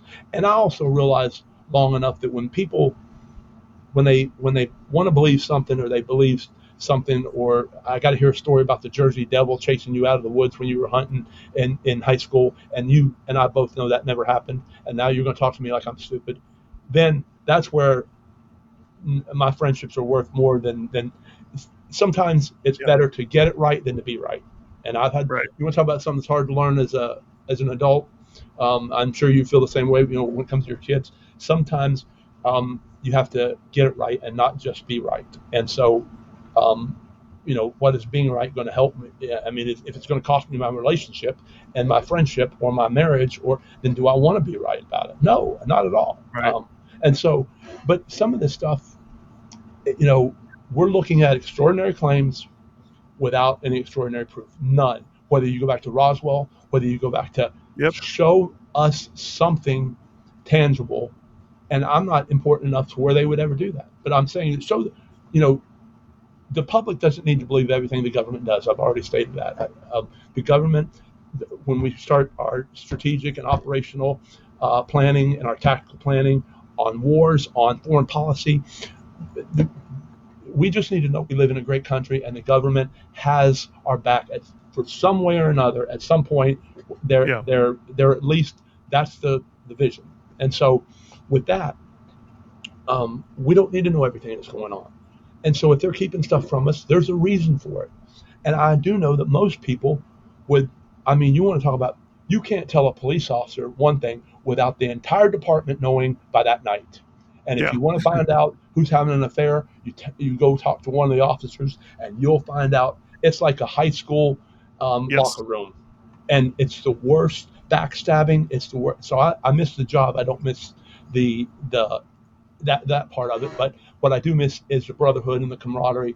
And so being able to do this and research this, I'd love to sit down with David Paulides and just ask him why he did. Why did you do this way? Because you intentionally misled somebody, and if you Yeah. didn't know that, then it's a negligence thing. But I do know that there's some things in his background that have come up, and I don't, I'd rather just leave it. But at the same time, a lot of this stuff is so popular out there that if anybody thinks that we believe this stuff, um, just the population, um, you know, until that that vessel crashes in my backyard, and I love James Fox. If I were going to do a documentary on my life, I would hire James Fox to do it. I would save all my money and have him do it. He's a great storyteller. He's a great producer. And he's a great movie maker. But he cannot believe that what happened in Virginia was an actual aliens running around the city, getting Yeah. people sick and smelling. And The Virginia Brazil one is definitely one of those that will make you think, Yeah. and I do like it. I think that's a good one, as well as, and this is probably something to talk about another time as well. The school in Africa, that one. Where they, where I'm they, telling you right now, like if you gotta believe a UFO slash alien story, that's, man, that's that hard. one right there. That That's hard to debunk. that's we can't get into tangent on that one. We got to talk about that one though at some point, Yeah. because that one's and this is where Jared's experience comes in. Would be fantastic on a story like that, because if any of you know, it's the name of the school, it's catchy, I just can't remember it right now, but the school in Brazil, or I'm sorry, Africa, where a bunch of school kids went out there and they claimed they saw this thing land, saucer shaped silver Yeah. craft, right? And I think it was three beings came out and like scared the living shit out of these kids. And I think it'd be fantastic to hear at some point, how exactly how you would look at a case like that, because I won't jump to conclusions. I will take a very realistic approach to things, and I will call out any and every question I can. What's the possibility it could be this, and then kind of reverse engineer that. Okay, if it's this, how do we go about that? And I think it'd be really interesting to hear how you might, yourself look at that and come to maybe not a definitive conclusion, maybe just a firm opinion that definitely is not what they saw. Obviously, may not know what they saw, but I think that'd be interesting. Where I have a problem with That's the that point. case is when they sent the doctor out from Harvard to interview the kids, the child psychologist, and the way the questions that he asked the kids, and and they videotaped it, so you can see him. It feel as somebody who's done it before, that you can. The first thing that goes off in my mind is he's leading these kids. He's I leading them, thought and that's where you were going with that. yeah, and so that doesn't negate what happened, um, but it's, fortunately nowadays, if that happens, there's going to be 700 videos from Yeah. all the cams that are on the sides of the buildings, all the security cameras, everything that's going to capture that. And I keep saying that, but we don't have anything that gets captured like that, and it's not because of cloaking devices and all this stuff that people want to. I mean, I had to go through that when I watched Yep. this. That when they were talking about, is it fake or is it? There's a guy named Ben something who is an FBI agent. He looks like he's about 18 years old. He went to Penn State, started this paranormal group, and now he debunks all this stuff. And Right. at first, I thought they were doing a good job, and then they start making claims that I'm like, well, no, well, hold on a second. When did this become a fact? And so, um, I don't. That's. I would like to parlay this into something where it's more official. But Yeah. I've told them, just like It was the Ariel school the Ariel School. in Zimbabwe. So they did a Yeah. 20-year documentary about it. Like, they interview the kids now that their kids are grown up.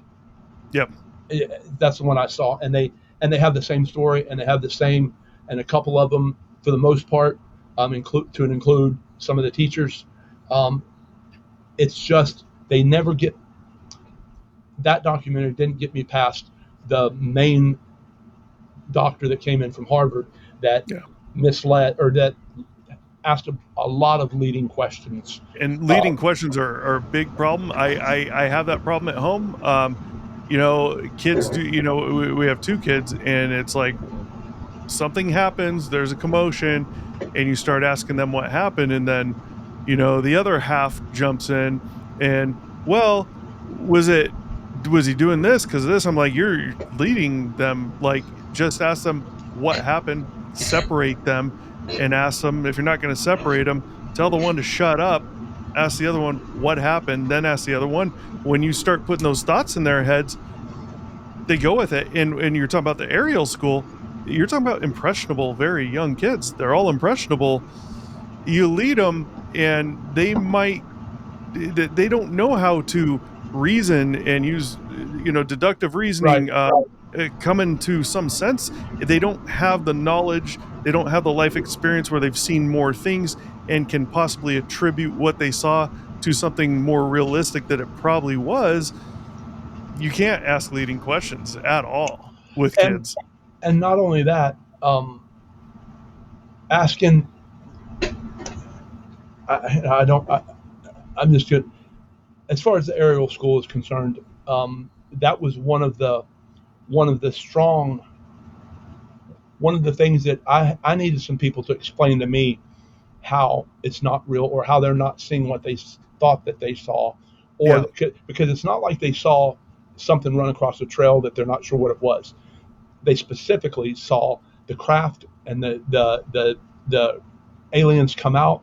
Yeah. And now some of them speculated about telepathy and about the message that they were given from the aliens, and it's always, the nuclear weapons are going to destroy your planet, and Every every story. time. And then that's about the time I give up on it.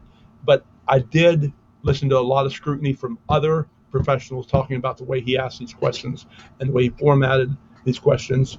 And so growing up, father's an FBI agent. Me and my younger brother, every 2 years we move somewhere, so we always have each other as best friends. So Right. once a month, my dad would come home from work and he'd sit down. He'd call us in the room. He'd say, "Sit down," and he'd say, "This is what he would say. You want to tell me about it?" And my brother would spill his guts on everything that we've done in the past 2 years. He would tell him every time we played ring and run, thrown firecrackers at people, played shot BB guns at lights and put them out. Anything we've done, thrown eggs at cars, water balloons, you name it. My brother tells everything, and I'm like, bang. Now, when I got to be in college, I realized my dad never knew we were doing anything. Once a month, he would come home just like he would do with people he was investigating, just say, "Hey, you want to tell me about it? You want to tell me what happened?" Knowing that we were going to spill our guts. And Yeah. I finally told my brother, I was like, "Would you shut up?" He did. And then he got mad at me because now I'm the ringleader. And so it was just funny that you can sometimes you can just let somebody just let them talk. And Yeah.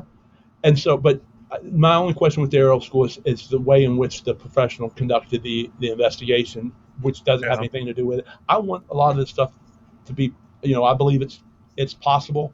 Don't believe it's probable. So I don't worry about Right. it. And I think until, you know, we're not going to find out about Bigfoot being alive because we watched Bobo make Bigfoot noises on Finding Bigfoot.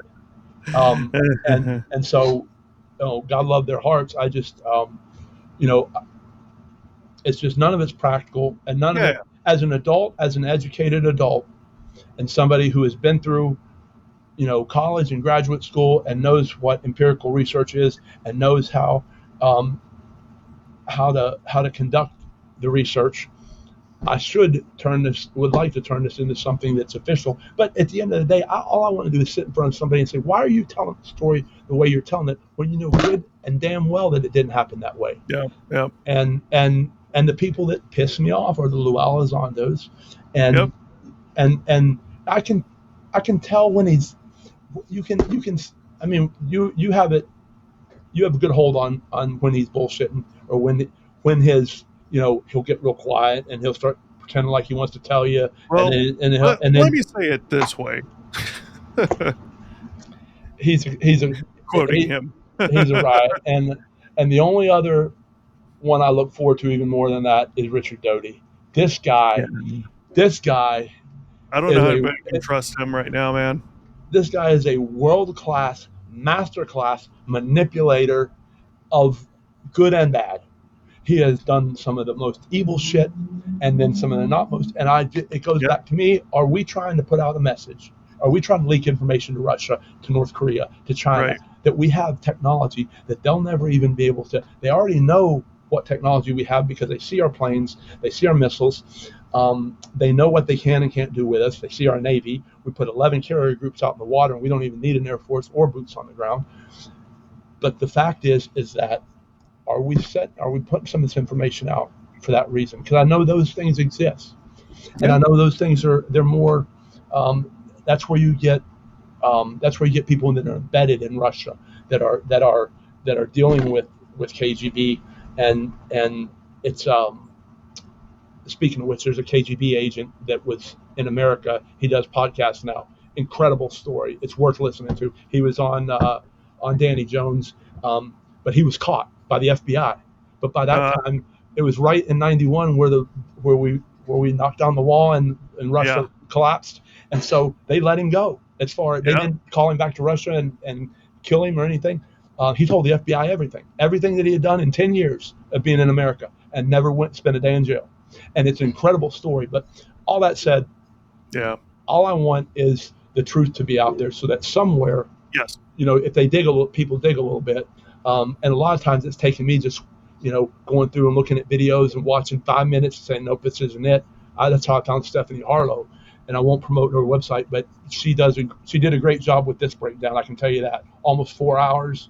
She doesn't leave any stone unturned. Everything that was accused is in her story. She reads it almost like the case reads it in trial.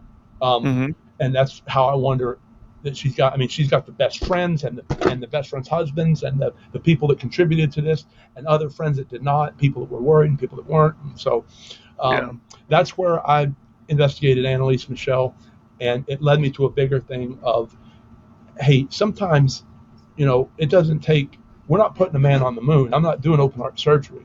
You know, I'm being able to go in here and research with an open system.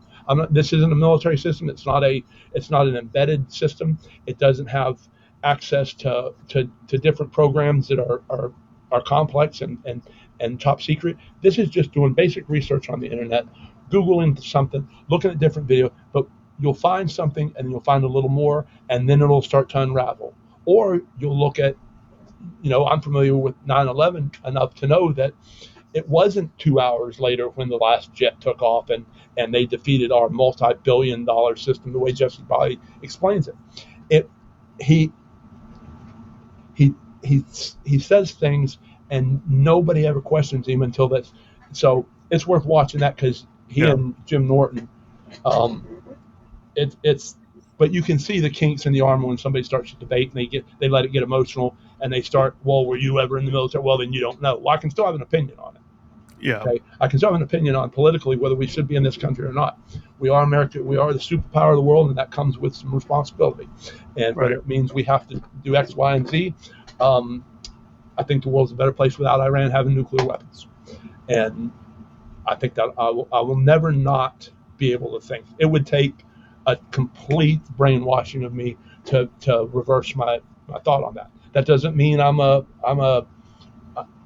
think everything the Israelis do. I just told you the Israelis spy on us. But at the end of the day, when we're assets, we got a guy sitting in jail, sitting in prison, that Benjamin Netanyahu, every time he comes to the U.S., tries to get him pardoned. And they just won't, because he stole top secret information. And that's how they got a lot of their nuclear stuff from Pennsylvania. If you go back to our nuclear program, and they stole half of the technology and developed their own nuclear weapons, and it's stolen technology. But at the same time, at the end of the day, they're our allies. So just because they do wrong, is it?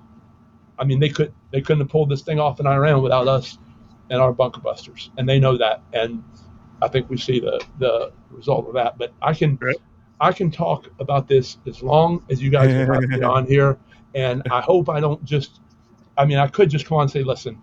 At the end of the day, you can ask me all the questions you want, but show me some proof. And if you can't show me any proof, after all of these claims, you can't show me one bit of proof. Don't hold up a picture and tell me it's a mothership. Show me something that's actually provable, that I don't have to go to Mick West and find out that no, this is a way we do this on a video game, or this is a way, this is an atmospheric. And until that happens, look, why does the Puerto Rico ocean light up with glowing stuff? It's bioluminescence. If you don't know that, it's going to shock you when you see it. But when you find that out, and then you grow up there when you're young and they tell you there's no sharks here. No one ever checked that. Tell me there's no sharks in the ocean. They're trying to make me feel better about going out in the water. In the 70s, Jaws was popular. I was terrified of what was underneath me. I'm a diver, so I go down. I've scuba dived my whole life, but I don't like being, like, if I'm skiing on the lake and I fall and I'm just sitting there bobbing. horrified that there's a tiger shark coming after me. And I've Yeah, convinced myself of yeah, that. yeah, And so it's just some of these things. Um, I, as somebody who is practical and somebody who understands, it hurts me when I hear people say things that are so off the wall. But also, I try to just put out the facts, at least with yeah, Anneliese Michel and some of the other stuff too. yeah, It's easy to check. So I have the time to do it, and with my position and my being retired and my finances and things like that, I can do it. And I would love to finish my educational doctorate, as I said before. So I still have some things that I'd like to do, and I would like to turn this into something that's more official, to where at yeah, some point I can have somebody on to where we can have a an adult conversation where we disagree, but at the same time it's not a confrontation. It yeah. doesn't There's always have no to be a. problem with agreeing to disagree. I mean, And I do that nothing. with my teammates all the time that are very religious, and they go to Bible study and they believe, and they'll tell me how this is great and how this saved their lives and all that stuff. And then I have my own stories, and I don't ever I don't ever steal their thunder, but at the same time, um, I've learned to do that without it being a, well, you're talking to me like I'm stupid, now you're calling me, and now all of a sudden our chests are hitting each other. Now we're in a fist fight. Now the police are called. Now we're Yeah. kicked off the football team because we got into a fight when we shouldn't have been out the first time after curfew. So Right. it all just.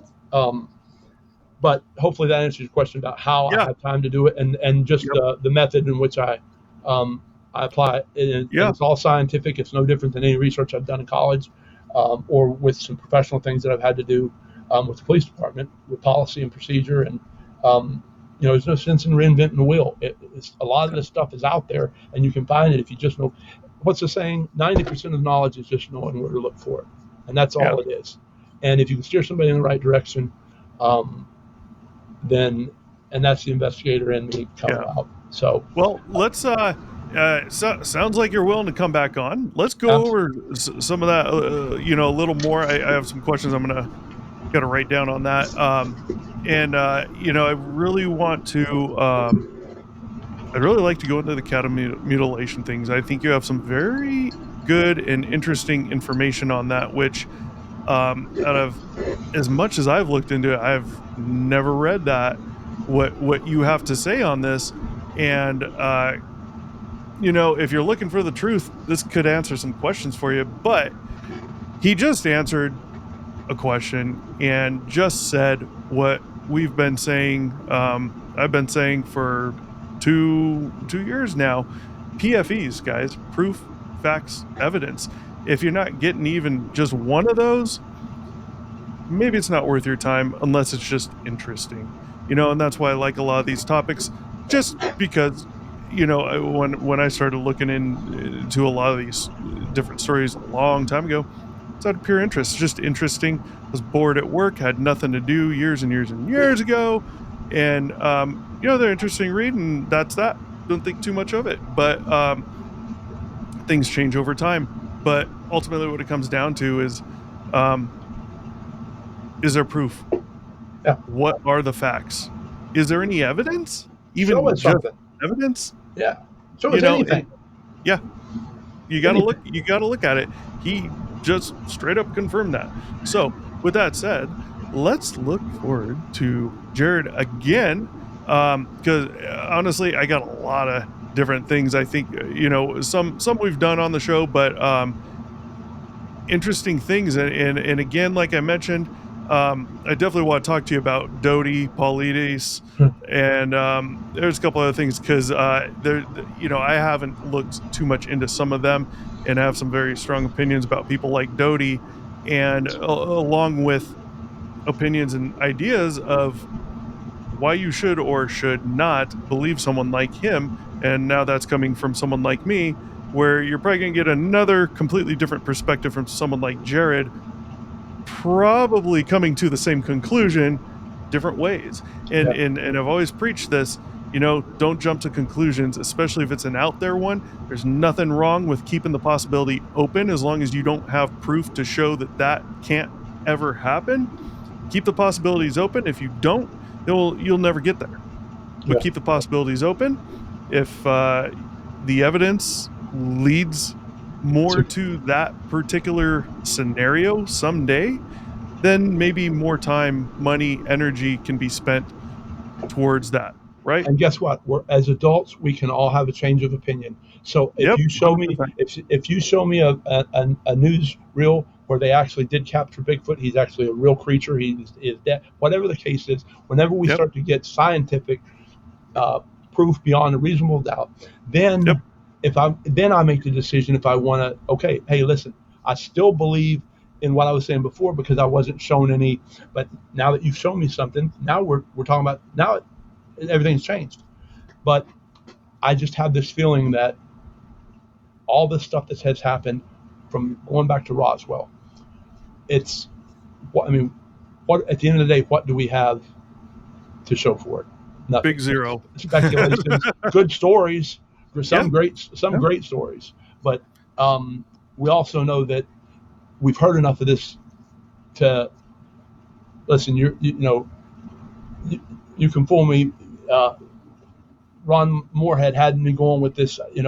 I was bought and sold on that being real until I listened to it, the whole thing, and I thought, wait a minute, hold on a second. This doesn't even make sense how yeah. he's saying Sierra it. And Bigfoot sounds. yeah, and all you do Yeah, is ask him, and then you let him tell you whether he's lying or not, and yeah, he'll start evading and putting off on Alberry. Oh, I don't know this, I don't know that. Well, you sure know some specifics about some things because you tell them on every podcast you're on, yeah, but you don't know how many recorders did you go up every hour and change the tape in all these recorders that you had. How was it one night? Was it over a week? Was it over a and so he just got really, and that was a red flag to me, and that was yeah, frustrating to me because um, I would love to sit down. I could sit down in front of David Politis and I could arrange to have an interview with him, but I don't know that would be a good idea because me questioning him, I'm not sure if he's gonna, you know, because that's a touchy. well, And the thing is, I mean, the thing is with something like that, it's still good to do because you pull out the real emotion from the person, and they're probably going to come off a certain way if they're knowingly full of shit. Yeah, And that is good for people to see because yeah. that's the facts. And if he said to me, "Listen, some of the stuff, the way the publisher wanted it done to sell more books, we had the original story written up this way, and we had Yeah. to back it down. That's the way it is when you're writing a book. Sorry." And so Yep. I would accept that.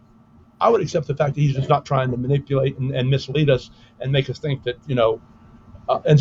and I don't I give too much credit to police officers and military and first responders and guys who I think have earned it. But I also know that just because that doesn't make them any more credible of seeing Right. something.